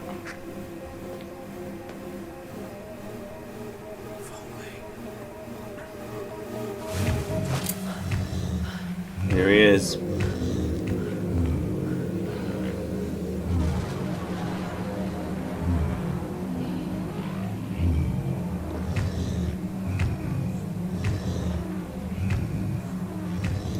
And now that's the cause of your biohazard, basically. He's been roaming these parts for... Gosh. 6 years, 1996.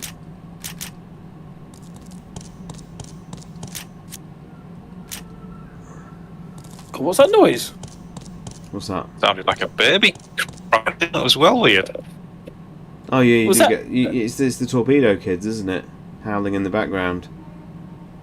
Oh my god, that's scary. Yeah, it's always played it in this area. This is the first time I've ever That kind of like this game with headphones. sort of thing. Oh, that's so cool. They are, yes, some of the zombies are very heavily decomposed. I suspect some are old experiments that have perhaps been... Yeah. Batman, any law the radio operator? No, unfortunately not. Let's just call him Adam Benford.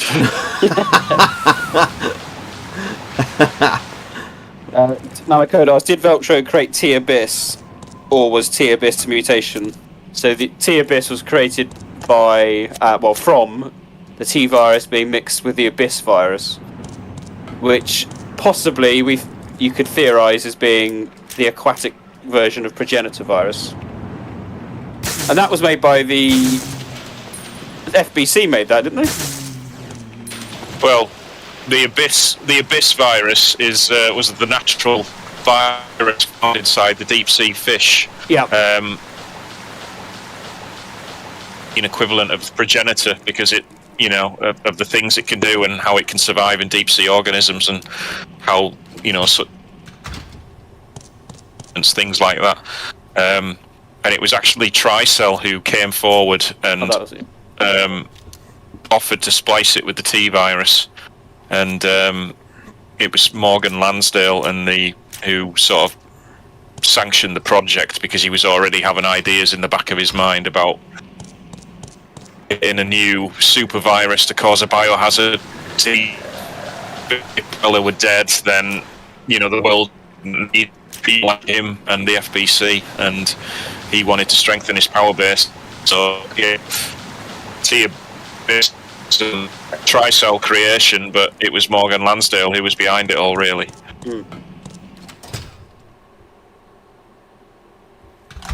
Everything about this game screams PS2 from VA animation story. It's wonderful. Absolutely. There's a charm to this that you don't get in modern games.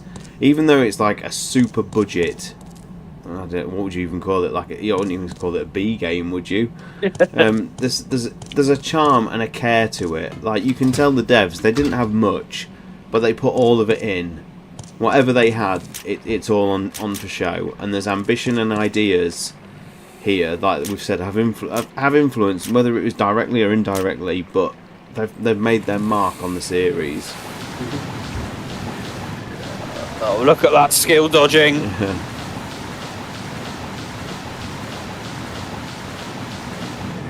Luck runs out sooner or later. Let me just check which way I'm going. Yeah. Yeah, it's such a shame that this area is pretty dull compared to the the cool intro scene, but never mind. Just Nighthawk, a bunch of even grey sub-labs. Yeah, exactly, Rob, yeah. Yeah, thank you, Nighthawk, for at least just dropping by and saying hello. Cheers. Oh my god, that baby noise is freaking me out. I've never heard it. It's good. And now you get the first of many satellite lasers in the series. Yep.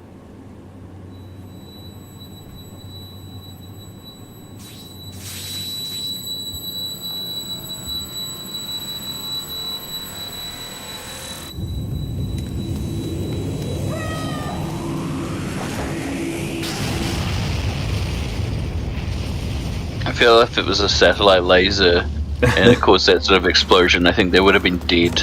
Yeah, yeah. Do we like the low frame rate cutscenes? I think they're great. I think they're super stylish, to be honest. It's not a technique I like in cinema a lot, like the super low frame rate slow motion, but I think it adds something to this. Takes away from how janky some of the other stuff is. Yeah, absolutely. It screams that kind of low budget. Yeah. Ray 5's got nothing on this with its laser. I like this scene as well. It's just a shame you don't really know what's going on, to be honest. Dead Aim does have these weird sort of narrative jumps. Yeah, you got to listen carefully, haven't you? Yeah. To see what. So it's the Chinese trying to get rid of their agent But for some reason. it's not really implied what Bruce has done there too much. He's actually cut a microchip physically from Fong Ling. Yeah, from her tattoo, isn't it? Yeah. Expendable. What are you going to do? I'll continue my mission. I like the music here as well. The music to this game is phenomenal. Deal, even if we pay. But the people of China are still in danger.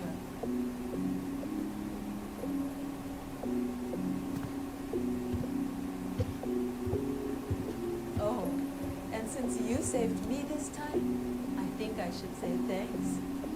Don't mention it. I'm a Donghua after all. Bruce is such a... What would you call him? I suppose... what would you call Bruce? Dickhead. A dick. Malakoda makes a good point. I'd like to see some more second-hand infections via situations like this, where the virus is essentially free roaming. The game almost directs you that way. Don't miss this room. Do not miss this room. If you're playing this for yourself, the game will put you here, but it will almost be positioned like that, so you don't really know that there is actually a room there. And this room is very important because it gives you some arsenal for the rest of the game. Because it has...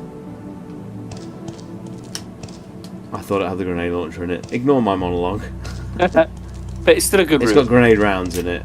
I think, have I missed the grenade launcher this time? Oh god, I think I have. No, where is... I think I have. I have not picked it up.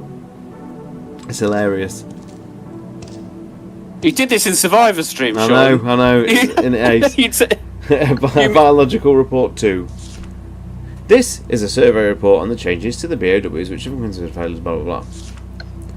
Glimmer.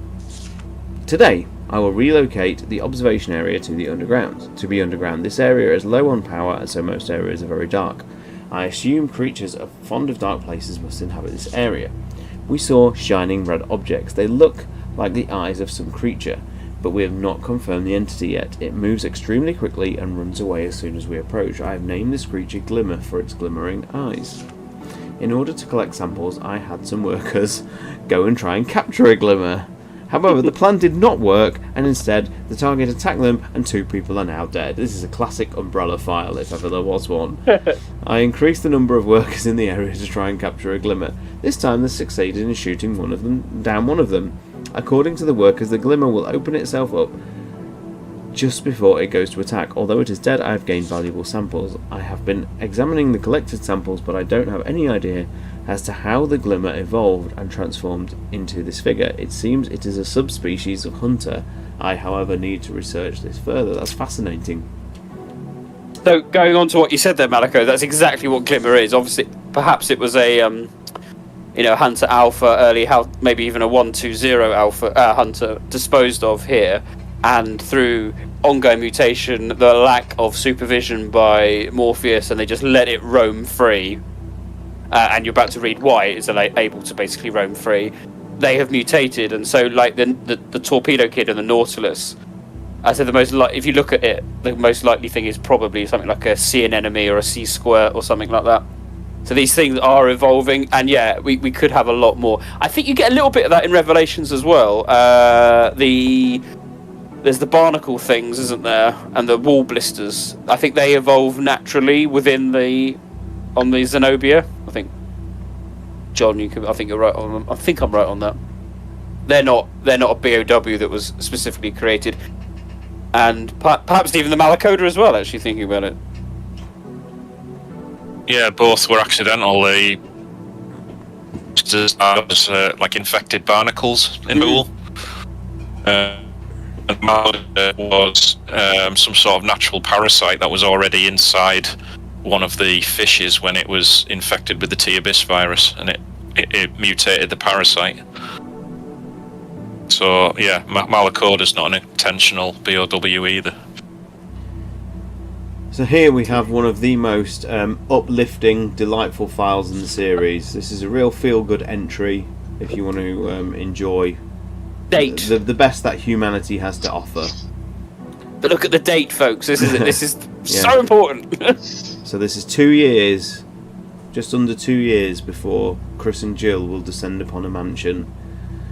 Today, we will begin the experiment. The subject is a condemned criminal called Alpha.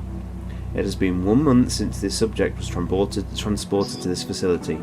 He is not exactly aware of what is going to happen to him. That's ominous. Press the... Oh. This is because it's assigned to the triggers. I do apologise. I did play this game when it first came out, Anthony. Day one I played this, very excited. However, he seems to be very frightened. I'm not surprised. Day 1, commence experiment. We hammered a metal rod into the subject's frontal lobe in order to alleviate some of the pain. This was done for humanitarian reasons. Removal of eyeballs. We have removed the eyeballs in order to observe its reactions to external simulation. After administrating the muscle booster, we confirmed the unusual development of the muscles. It gained a drastic amount of weight before the treatment, and in the future we will consider using hampering items. An effect of eyeball removal procedure has been an enhanced sense of hearing. It recognises precisely where a sound originates and its distance from that sound. This experiment has been suspended due to the fact that the subject has escaped. This is the beginning of Dead Aim's story. Even without its vision, the subject is quite dangerous. We should use extreme care not to make sounds when we try to capture it. So not only is this file excellent in terms of giving you dated lore, the development of a BOW, it's also an actual in-game hint as well. It's actually this does a far better job than what RE4 does in terms of like informing you what you need to do in terms of the game, rather than just making it blatantly gameplay files as RE4 does. And what I liked about it is that, I mean, generally speaking, if you look across all the T-Virus games, the T-Virus is remarkably consistent with infectants. So generally insects, arachnids will get very big. Mammals will generally stay the same size but become undead. Birds generally stay the same size. So Pluto kind of sticks out a bit, other than, say, a tyrant. So Pluto kind of sticks out a bit as to why... Oh, there's the map. There you go, Benthic Island. There you go. Why does Pluto, on first appearance, why does that happen? So it's one of the first instances of almost like a tyrant, but not a tyrant, and that file just helps give you some rationale as to how and why that was possible. So it is basically a super zombie that's gone through ordeal, hellish ordeal. It's a bit like the Whopper zombies from Resident Evil 6, but they don't get any explanation, or even to an extent the kind of big Maginis and the big Ganados from 4 and 5. They don't get any explanation as to why they are better, stronger than perhaps a normal Ganado or Magini. But at least this game gives you a little bit. Well, we've rammed a metal thing in his head.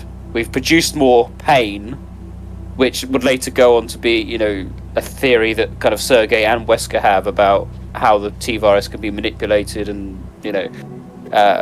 changed, if you like, depending on the host. You've removed the eyeballs, you've given it muscular boosters, so and then basically administered the T-Virus, and as a result we've got this hulking blob thing. And so from my point of view, where the BOW has always been quite an interesting aspect of the game, there is logic here, and in theory you could recreate another Pluto and I like that. I don't like random unique mutations if we can help it. That's just me. So even something like Axeman from Outbreak doesn't fit that well with me. In fact, it doesn't fit well at all. Well, the dates in Flashback are all over the place as well, aren't they? Well, just that... Oh, there's a Glimmers. Don't skip the Glimmers, Sean. There you go. So again, I get probably something, maybe a Hunter Gamma. Perhaps it's disposed Hunter Gamma. They're very little, though. Whereas Yes. the Gammas are massive. Yeah. Not in the original game, though. They're not that big. They're big enough to eat you whole. Mm. They're like the same size as a standard hunter. They're not enormous like the chicken leg ones. Pluto still has the silliest noise ever when he locates you. Yeah. Hopefully we won't hear that if I do it well.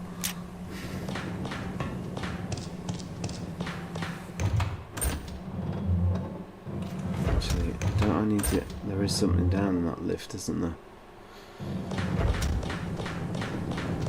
Look at this! Oh my god!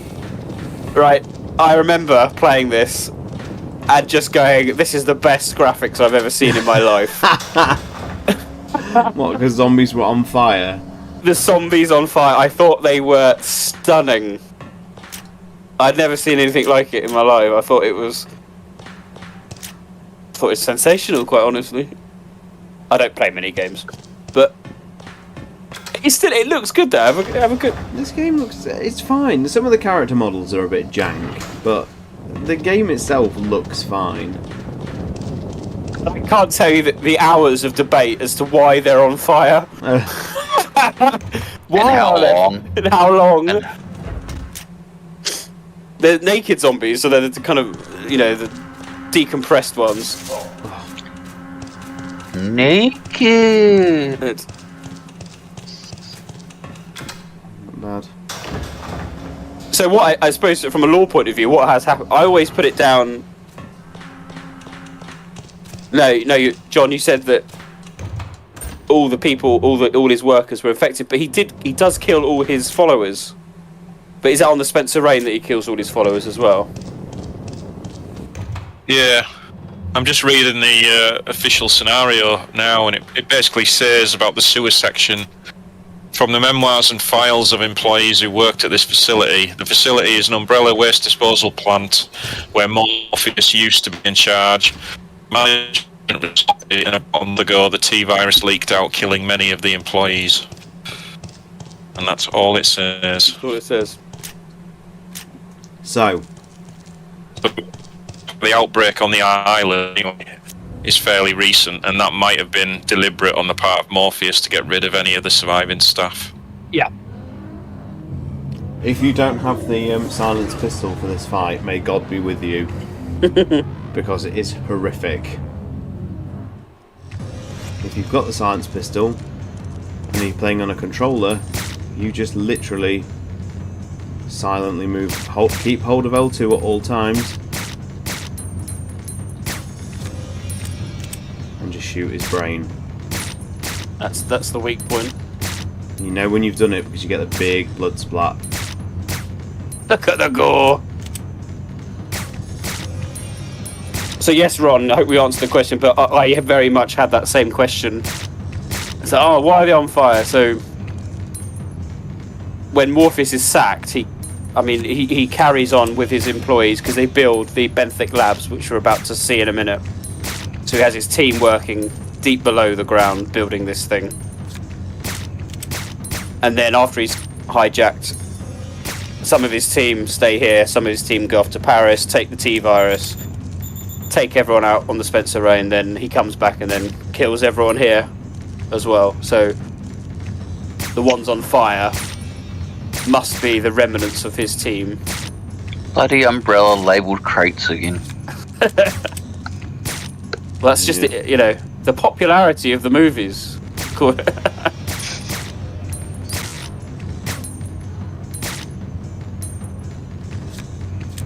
We are near the end of the game now, though. This is the thing, isn't it? It's not. Yeah, I mean, obviously because we've been stopping and talking about it, it's prolonged it somewhat. I mean, if we'd been just doing a standard playthrough, we would be finished already. Yeah. You're gonna run out of ammo. One bullet left. There's boxes of ammo around here. Let's find one. No bullets! There's some. It's the ones you tried picking up before. Had no space. Benthic Labs. Where is it? There we go. This is a very, very different fight if you don't have the silence pistol. Yep. He's quick.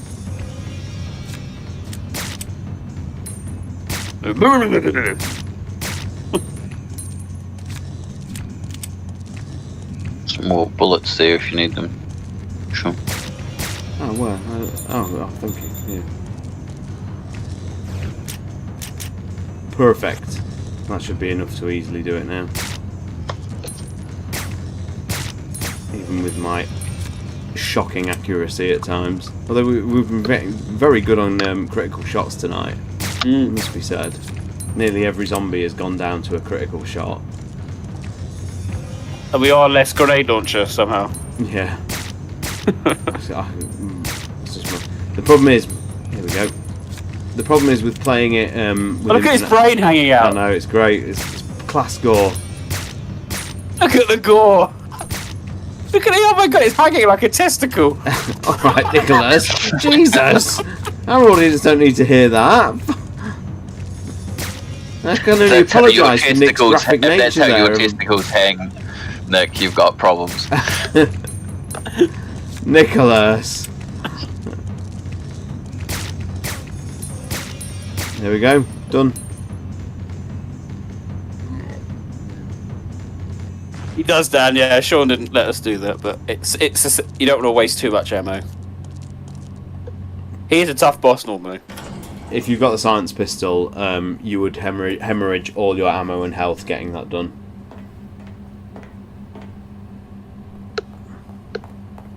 Living in the US, I've seen enough of those hanging off the back of trucks. Jesus. You don't have my stuff. Let's go. People hang brains off the back of trucks. Oh, I know, you mean testicles.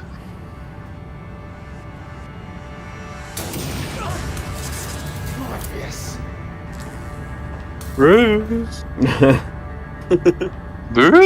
don't think that's the end of the game. It's not now, unfortunately.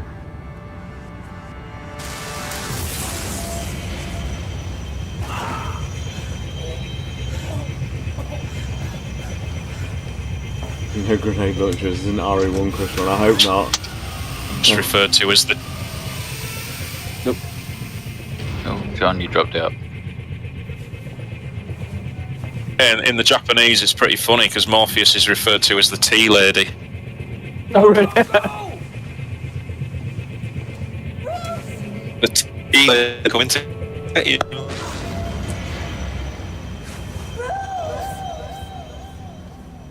Well, dare I say, when the artwork released for this game before it came out, I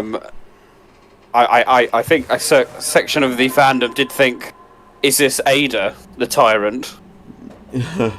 that was floated around. Really? Even I don't remember that. You don't That's know? terrible. I remember the mistranslations of the names. I remember.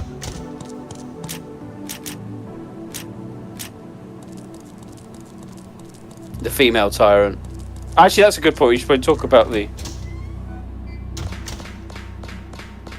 talk about Morpheus, because in some cutscenes you can see he's had plastic surgery done.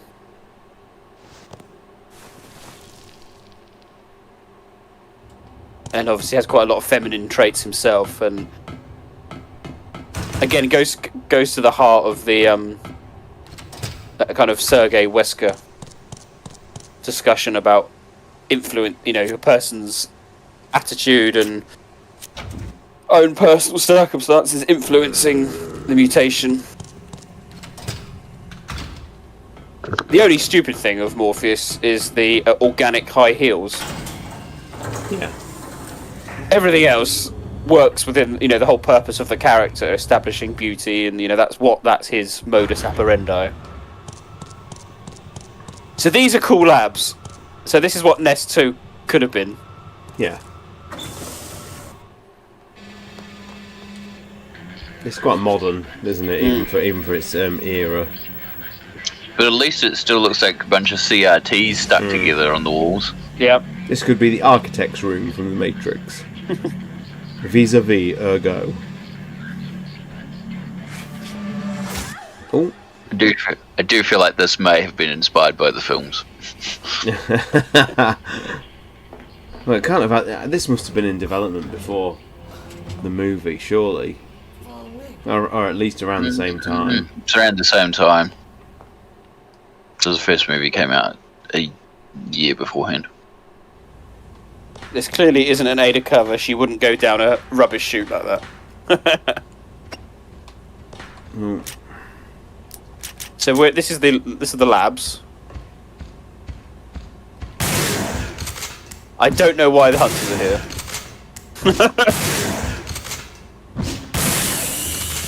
That death animation. Next time you play Remake 3, you look at the death animations on the betas, and you will see that.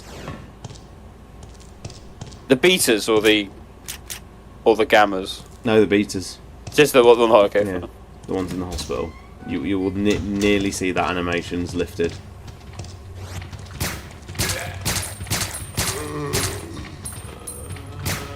Whoa! This fucking zombie man.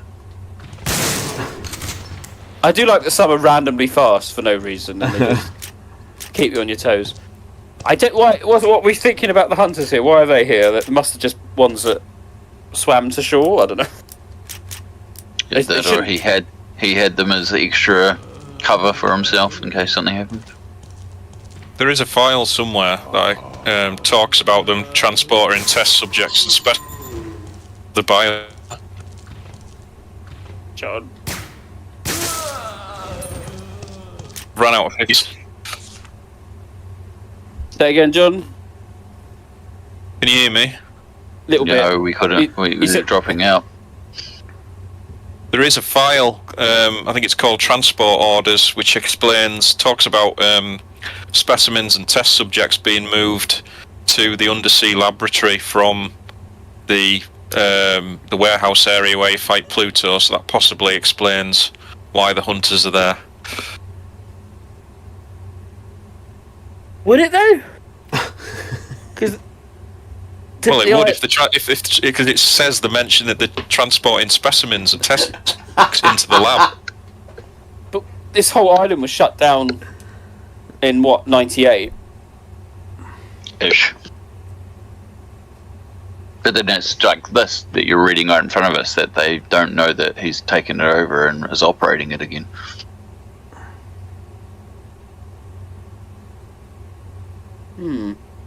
Yeah, we have. This is what I mean. Sorry. Yeah, go on, John. I was just saying this is what I mean about it being quite hard to put together because it's all pretty vague. Like I don't know if the island was shut down or whether it was just the Benthic labs that were shut down. So you still had Umbrella workers on the island, which would explain the biological survey reports.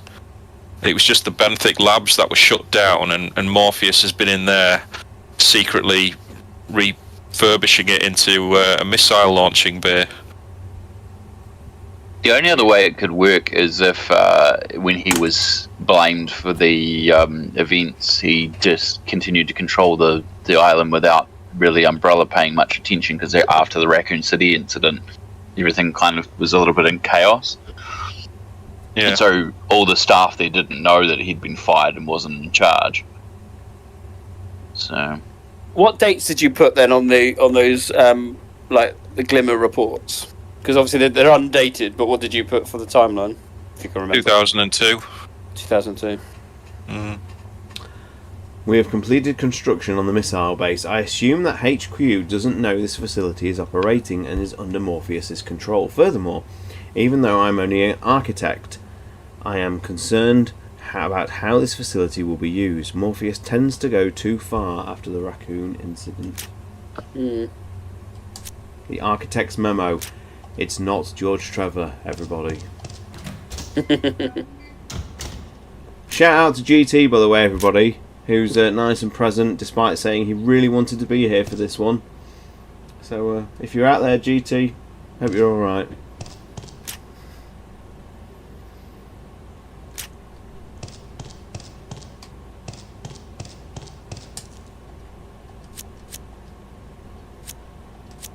No. So would Umbrella? I mean, it leads on to the idea that Umbrella were quite. That means they would have had access to. They would have known that Pluto was running around. They would have known the Glimmers and the Torpedo Kids are running around, and they did these survey reports and thought, "Oh, we'll just carry on chucking monsters on it," unaware that beneath all their feet was Morpheus still doing what he's doing. Because the Hunter Elite must have been made. Well, finalised in 2002 as well. Yeah, I mean, I'm trying to find a copy of this file. I think we must have missed it on this playthrough. Probably, yeah.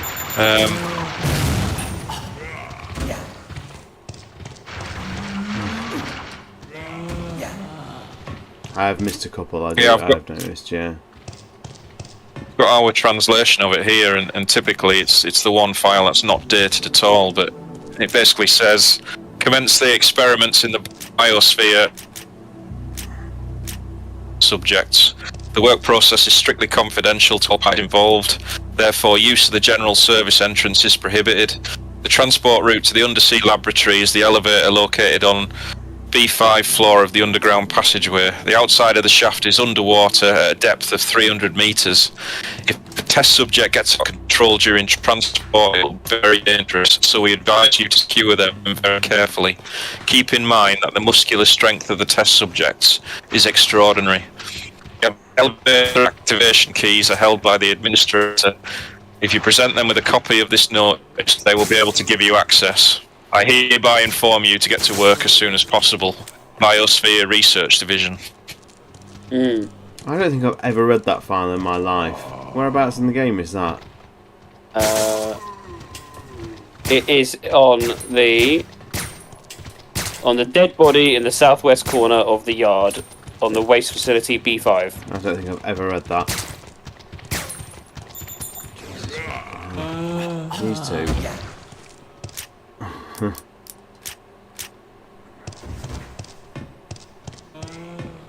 I don't think I've ever read that file in my life.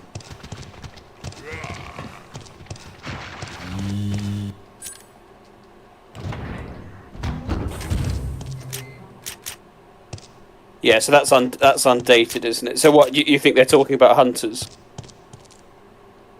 Well, possibly. I mean, it could be.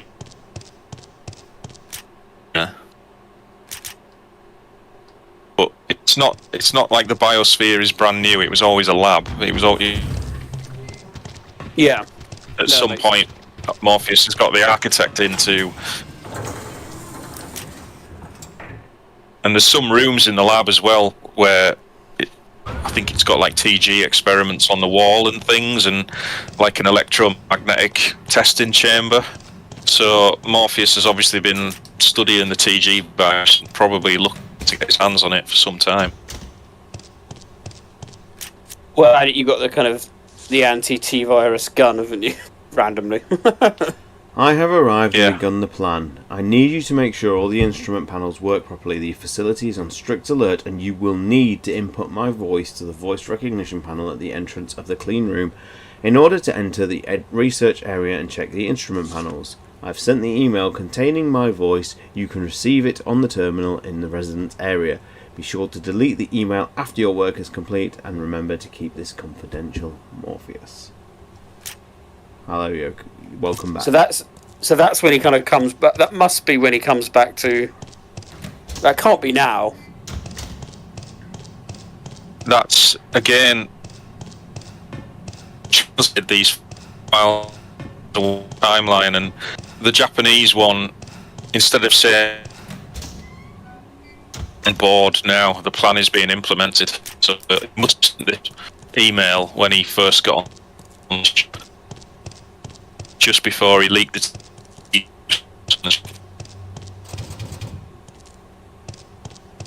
Right, it's just before he leaked the T-virus.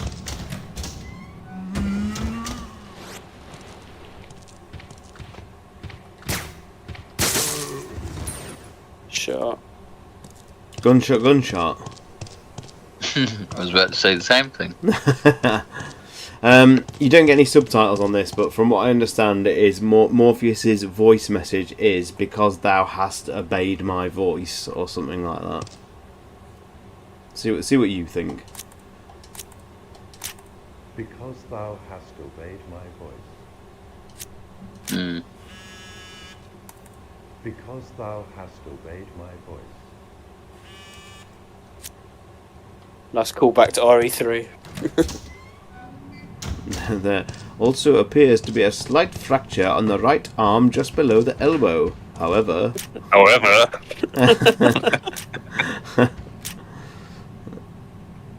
Welcome, Sionis. Hello, thank you for joining.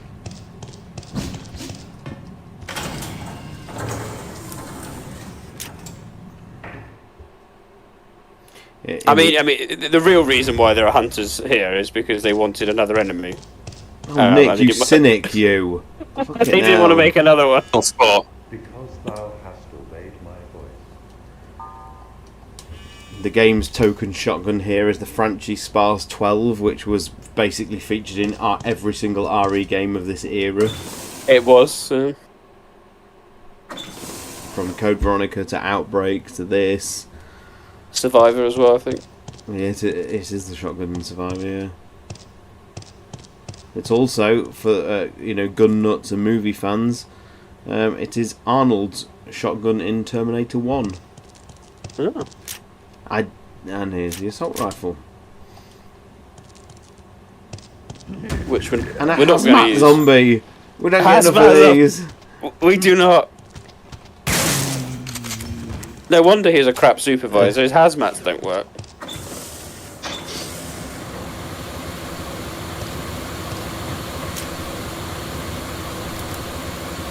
Just think, if this were a remake, this gun would be called a Lightning Hawk.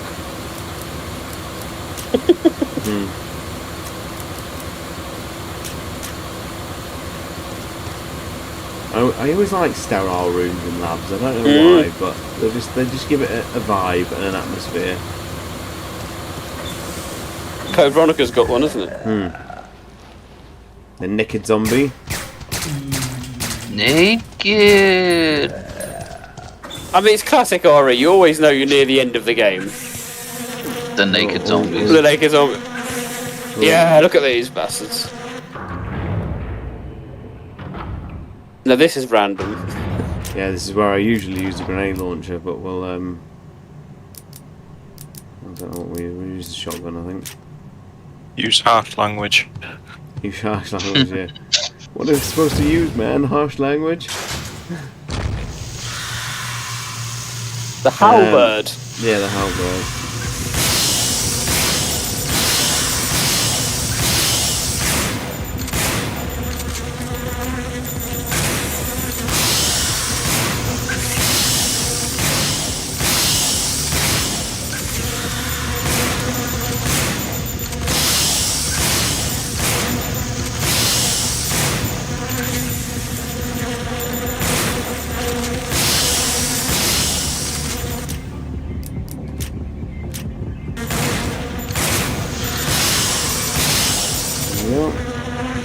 So all you have to do is just run around until the screen fades out now.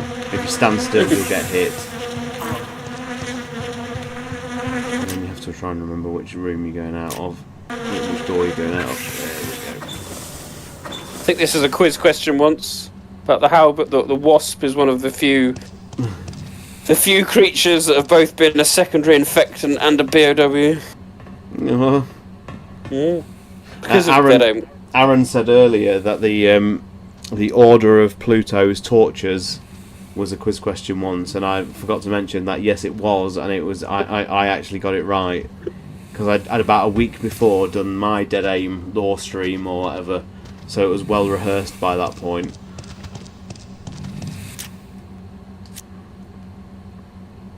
So, the charged particle rifle, if you actually look at the image in the background, it's called the T-Buster. Buster. Was it the T-Buster? What's the T-Hunter? That's T-Hunter. That looks like a buster to me, Nick. Yeah, there's like a S, yeah. What's a T-Hunter then? Where have I read that? Yeah, this is Buster there. It does say Buster, doesn't it? It's a proton pack. It's a proton. It's a particle rifle. Charged particle. Bruce is literally going to say to Fong Ling at the after their promiscuous session on the boat, not every one of us is wearing an unlicensed nuclear accelerator on our back. Yeah, there, the T-Buster right next to the finger. Nick, why would you do that? Not me. Why would you bring the entire stream down a level? Oh, no one needed a reminder of that tonight. A charged particle rifle that was developed to cope with any biohazard that was caused by the T-virus. Why doesn't this weapon turn up again?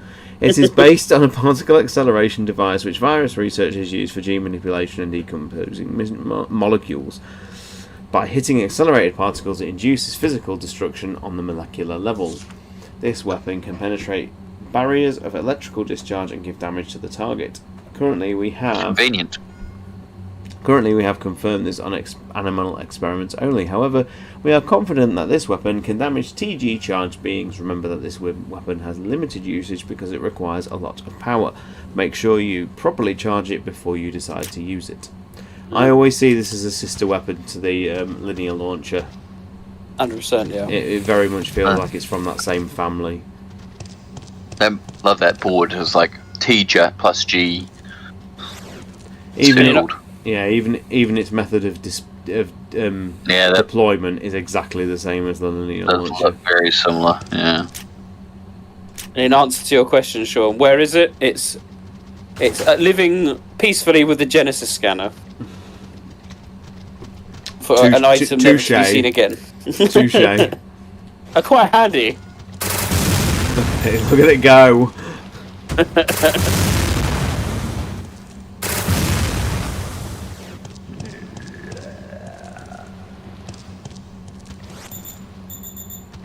Did RE4? What the? I was too busy reading chat. I apologise, everybody. Did RE4R not satiate your bug needs? That damn hall. Yeah, the ballroom's quite a different experience now, isn't it? In 4R.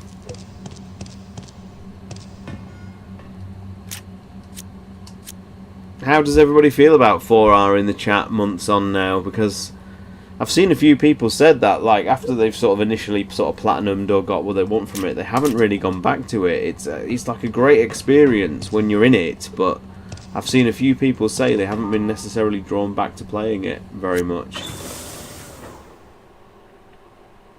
Whereas, like, people were still playing, like, 2 Remake, a good, years later. Been a lot of good games out, though. Yeah, it has been a year like that, hasn't it? Look at that blood, look at that. Been a lot of AAA releases this year. And remakes. 4R, so welcome as well, Mr. Zizamalol. Zizamal, yes. 4R was hard, it bloody well was. Nick had his Dark Souls moment with that game, which we're all extremely proud of.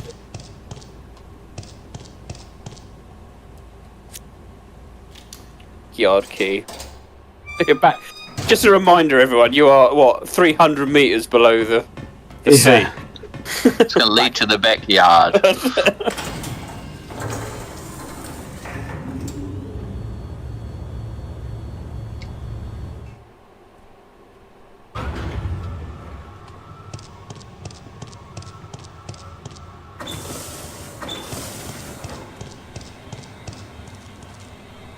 Right, this is mega, because retrospectively, this file could allude to the Starlight, the garden. Starlight. Not the Starlight, yeah, the garden in RE5. This could be the Stairway to the Sun reference. It obviously wasn't when the game was made. It's worth mentioning that this game came out in 2003, Resident Evil 5 came out in 2009. However, Resident Evil 0 debuted with this year. Resident Evil 0 has a cutscene where Billy talks about an incident happening in Africa. And the unfortunate thing with that was, when you read this file, which directly mentions Africa, people tried to establish a link between the two events, and that's absolutely not the case.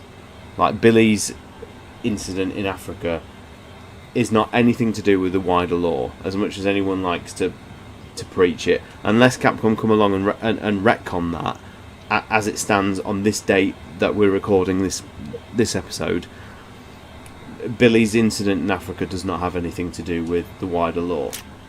You could, however, retroactively say that this is a reference to the how do you pronounce it, Nick? Sonotrap?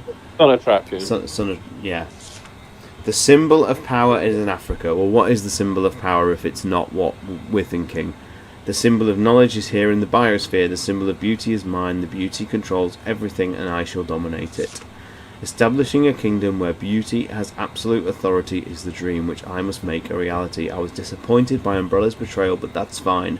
I'll use them in return if I secure enough funds. I will materialise the construction of my kingdom deep in Africa. I'm more than happy if people want to headcanon that to link with RE5's Stairway to the Sun Garden. It makes sense. I mean, obviously it's top secret even with an umbrella, so there's a good chance that he wouldn't know about it, but you might, again, headcanon that since his dismissal from Umbrella, he did some digging.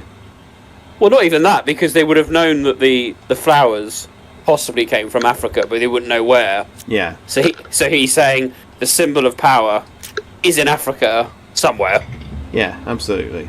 It's a very clever retcon that works. If you want it to. It's not one that someone chucks on a Discord and say, I've got this theory, and people go, I don't really know about that. That one can totally work. There's a file in 5 with an Ethan W. Sorry. Oh, Jesus Christ.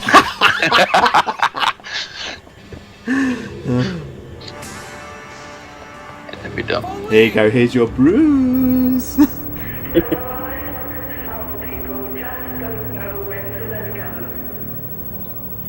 Look at those scan lines.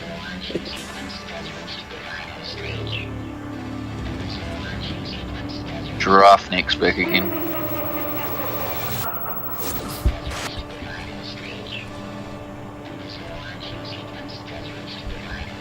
I'll get you out of there. But Umbrella hired a Dalek to do the voiceover work for the emergency sequence. Nick, it's 1990 microphones, come on. Oh, I don't know, I missed the RE2 escape lab. This is it. Dead aim endgame. Look, grenade rounds for a weapon I don't have. Unbelievable. If someone could chuck in the chat where I missed that, because I shall find it. I actually can't believe I missed that. That's a shocker.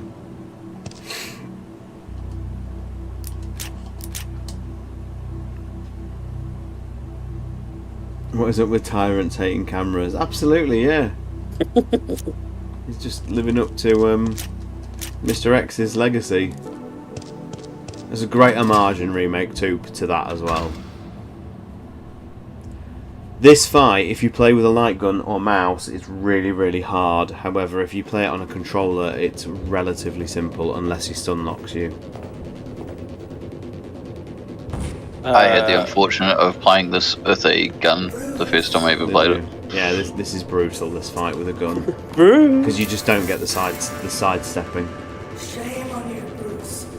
An agent would never risk his mission to save a woman. Save a woman.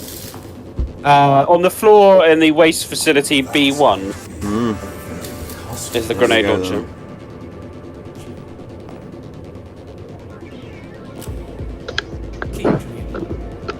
Keep dreaming, maybe so. Can you not pick up the grenade launcher? It wouldn't pick up the rounds because it said that it was... No, the charged particle rifle. Will it let you carry on the game without picking it up? You can't progress without it. Oh. Just the door opens when you pick it up. Ah. Where is he? There he is. Yeah, so because you can sidestep, you can kind of just keep yourself on the right side of these structures. And because you don't detect in his line of sight, he actually won't attack in many cases. And he'll just the AI will just move him around the structure.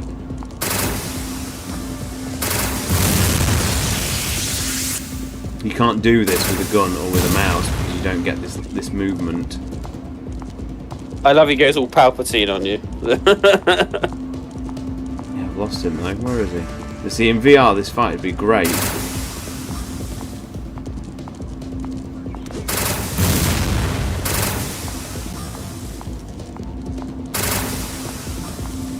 Do it. But it's almost like the game doesn't expect you to be able to move like this because the AI seems to be quite busted.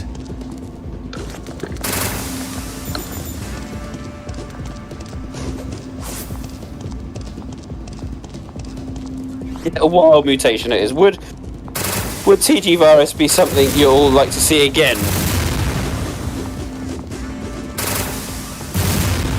I'd give any reference to any virus of old. Even in the CGI movies, and Death Island looks like it's following suit. Nick, no aspect of this game will ever be mentioned mainline again. I know. Well, I say again, it never has. You know. I do get a little annoyed at the new virus, new baddies. You know, we had consistency. This was pre-RE4. We had consistent enemies. Anyway, I said even Death Island looks like it's a new T virus. Yeah, but at least it's got Maria in it. Is it Maria? Yes. Yeah. You know, that is actually a connected link that I appreciate. Mhm.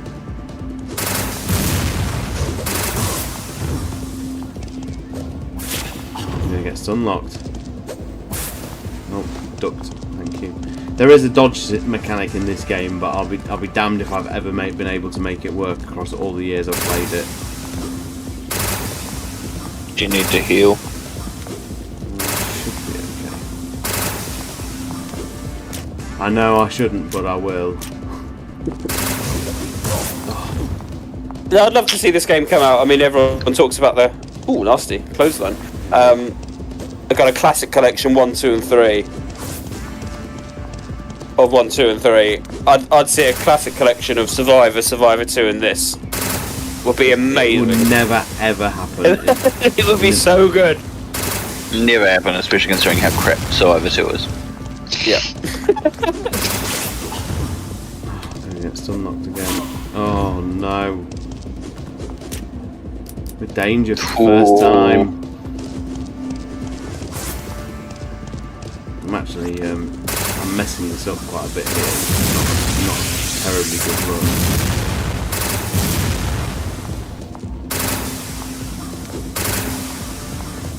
Yeah, anyone who's played this or even seen some of my other streams, I've done this way better than this before.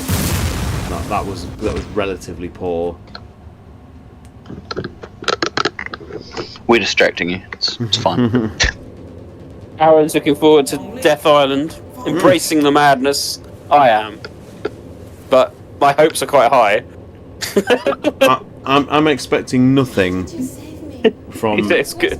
the movie in terms of like action or staging or set pieces. I just hope it gives me the character interactions.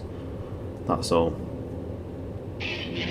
As long as I get a couple of really good scenes between like Jill and Chris talking, you know, discussing what's happened and things, I'll take it. We'll never make it to the missile silo in time. So this is the grand finale. Well, I think this is opportunity 21 for Capcom to mention Leon on the SS Starlight since 2001. You've got to let it go, Nick. Jesus. It's gonna happen. I just want to point out as well that these cutscenes that you can see now, which look like, they're the in-game engine, as you're all watching in 1080p and things like that, when you played this on a CRT, they looked exactly the same quality as the in-game. If anyone's played Devil May Cry 3 on the HD collection, you'll notice all the cutscenes are really horrible 480p FMV video, but if you played it like back in the day on a CRT, you would never know they were FMV. They looked as high quality as the in-game. It's because the game was running at the same quality, so. See, I really like this mutation of Morpheus, because it's exactly what the G virus should do. The G virus, you say? Yeah. Yeah, absolutely.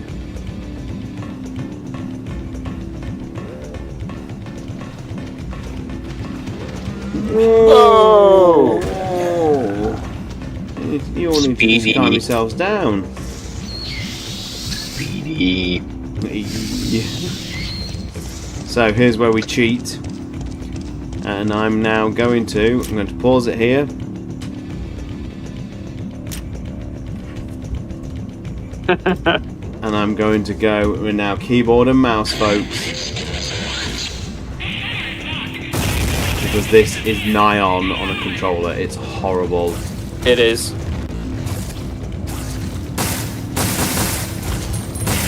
I'm just struggling with this on the controller, for sure.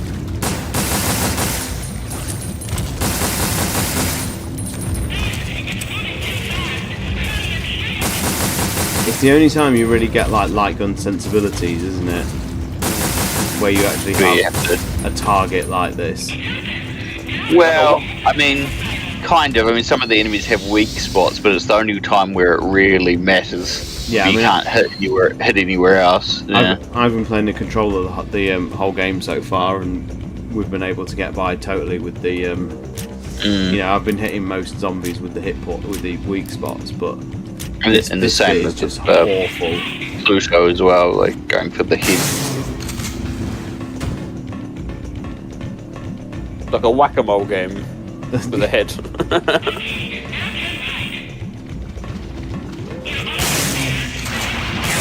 Disgusting. Nice bit of acid vomit there.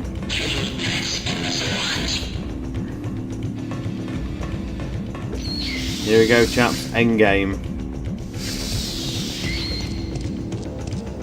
So what I like about it is that this doesn't kill him, and it can be overlooked, should I say. That his final form is not this. It's...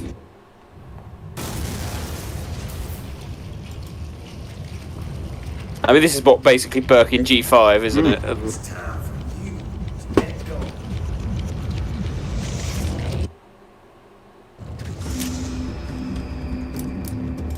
Magnum, yes. No, ignore that blue writing at the top, please.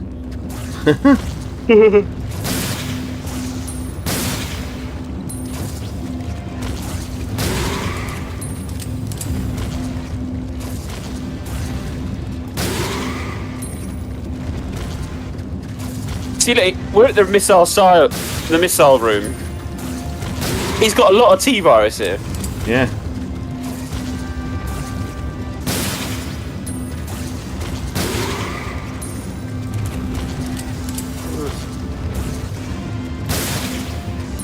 So, I said the question I posed at the beginning was why did he need to steal T-virus from Paris?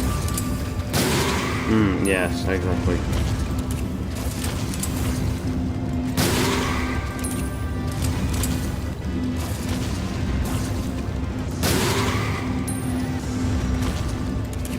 This is nigh on. If anyone can do this on a controller, I will. I'll take my hat off to them, because this is nigh on. Turn on easy mode. I know I finished it once with the controller. I've done it. I've absolutely done it a few times with a controller on native hardware, but it's pretty horrible. Oh my god, this is not good. I ran out of ammo at the worst time. There we go. My dance card is full. Is that one of the most quality lines in the series? My dance card is full. He just happens to know it's the time to fire that last bullet. And interestingly, like I say, Zero and Dead Aim released within at least a couple of months of each other in the UK, and both games end with a slow-mo bullet time moment like that, with a one-liner. Whether it's my dance card is full or hey Queenie, feast on this. It's literally the same shot. So this is the final Morpheus form. To a giant amorphous blob. Probably the biggest BOW to date, isn't it? Because it's allowed to. It's not within like a confined space, is it? It's just growing and growing. And that's the end of Bruce and Fongling. Everyone, thank you for joining us.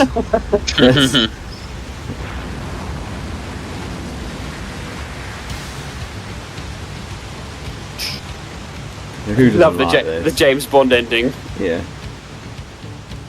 I want everyone to be singing along at home, please.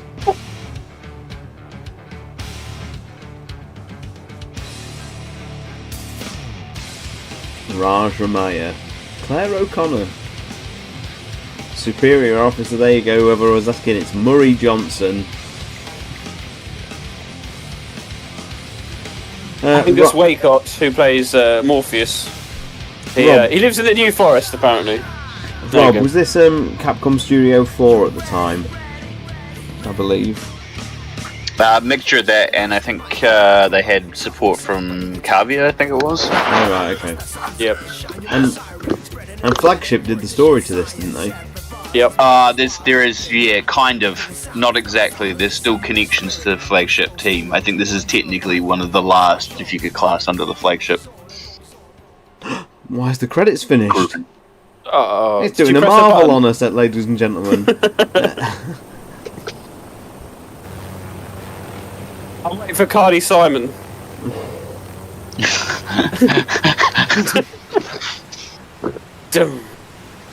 Nobody does it better. No, I won't sing. But our audience are loving it, Nick. Thank you. This is the same ending as Spy Who Loved Me. Yeah, it actually is.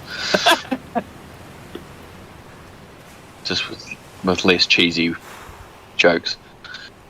Looks like we accomplished our mission. Look at that lens as well that they've used for that one. Fongling, come with me to America. There's nothing left for you in China.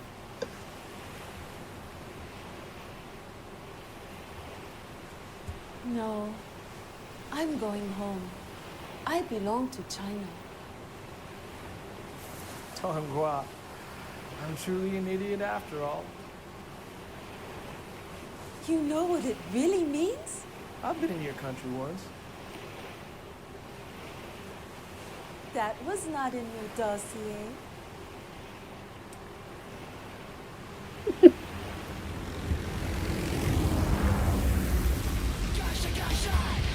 Chris and Jill fans around the world are mortified.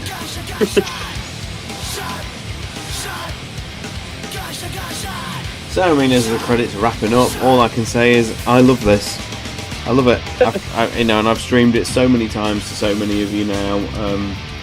I find it a remarkable little side game that has informed in its own way key numbered entries.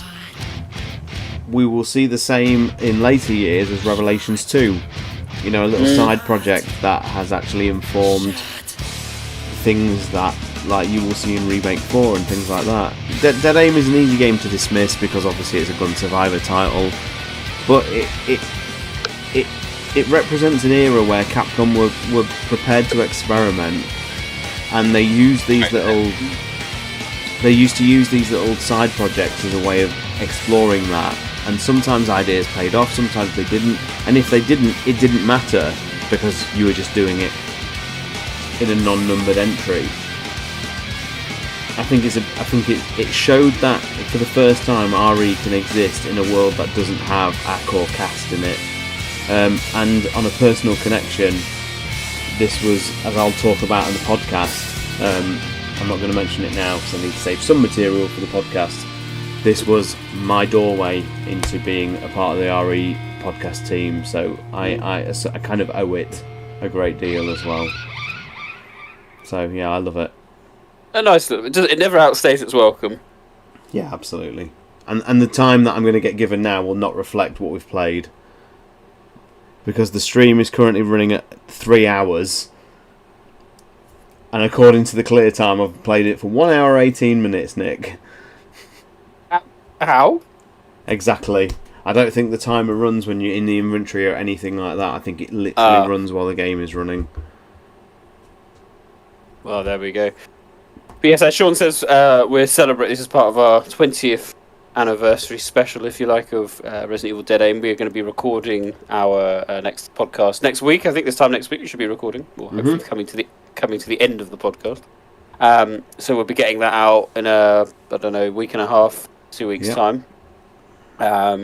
Be a nice retrospective happy birthday podcast. We're all going to probably look to play it again in our comfort of our own homes. So we're going to be talking about, a bit like what we've done today, 20 years on, how does this game fare, how does it hold up, and perhaps any personal circumstances and stories that we're going to share, and where everyone knows we're a bit of a fan on the podcast. It's whether we're being horrendously biased or is it just it's something that should be looked at again, because it wasn't. I mean, it got good reviews ish at the time, but yeah, it got fair to middling. Everyone said it's the best Survivor game, but that wasn't a praise particularly in the wider gaming press. But I think a lot of our listeners won't have picked it up. It's not easily accessible nowadays, unless you're got your PS2 or your streaming. So I think a big function of the podcast would be kind of like saying, we'll be asking the question: is it worth picking it up? Second-hand prices. It's have a quick look now, £20. So it's got a bit of intrinsic value. So a lot of listeners will be, oh, okay, because we'll probably praise a lot of it because we do like a lot of it, and they'll be like, oh, is it worth picking up? So we're going to be talking about things like that as well. But yeah, we wanted to do a lore playthrough just to kind of talk about some of the specific issues and points as the game, as you uncover the mystery. It's got that kind of old school feel to it in uncovering the mystery. And thanks, John, for your input. I know the connection wasn't great all times, but I think we got a lot of the key points. But we can elaborate further in the podcast as well. And I'll do some research just to see if we can try and pin down some of the dates and try and work out in our minds what happens when, because it is tricky. It's one of the harder ones actually, but as John says. But there we go. I just wanted to point out one last thing, which is during the credits, which I had to remind myself of. One of the translation people was Eric Suzuki. It was the last game that Eric worked on, I think, before he passed away. He was Alison Port's husband at one point as well, and he worked on a lot of the voice acting in the Canada side and a lot of the Capcom titles between the mid-90s and 2002. Oh gosh, I wasn't aware of his connection to Alison. Yeah, I'd forgotten he worked on this game, so I saw his name just before, and I was just double checking if this was the last title that I think he worked on. I think there was an accident. I've never heard the reason, like what happened, what it was. I don't, and it's even online. It's conjecture whether or not they were still together at the time of his death. But it's not sure. Malacode, when will call-ins be allowed? Send them in now. We haven't recorded the podcast yet, but there's no harm in sending your call-ins now. To what is the email, Nick? team@residentevilpodcast.com. Yeah, team. I think there was Yeah. At residentevilpodcast.com. I think I put a thing out on Patreon for patrons as well. So yes, if you want to. Yeah, I think that's pretty much it then, guys. For England, James. Oh, my chat was broken. Sorry, shut. One last time, thank you, then. One last time, everybody sing along as you're sidestepping and murdering zombies.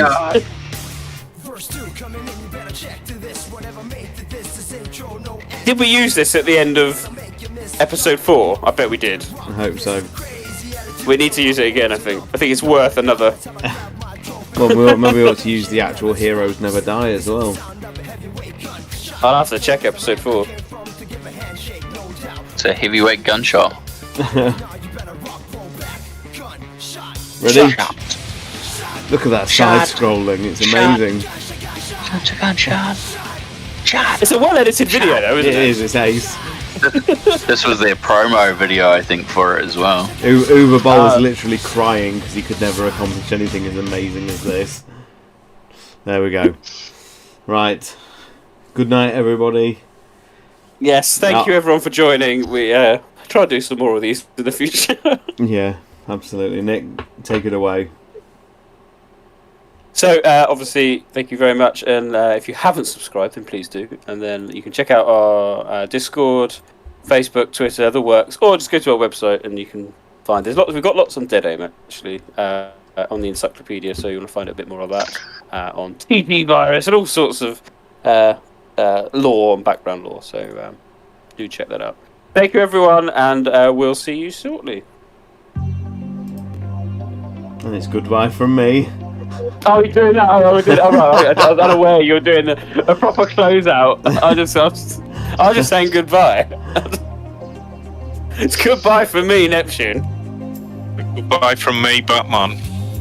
Goodbye from me, Stars Tyrant, your host for this evening and player of Dead Aim.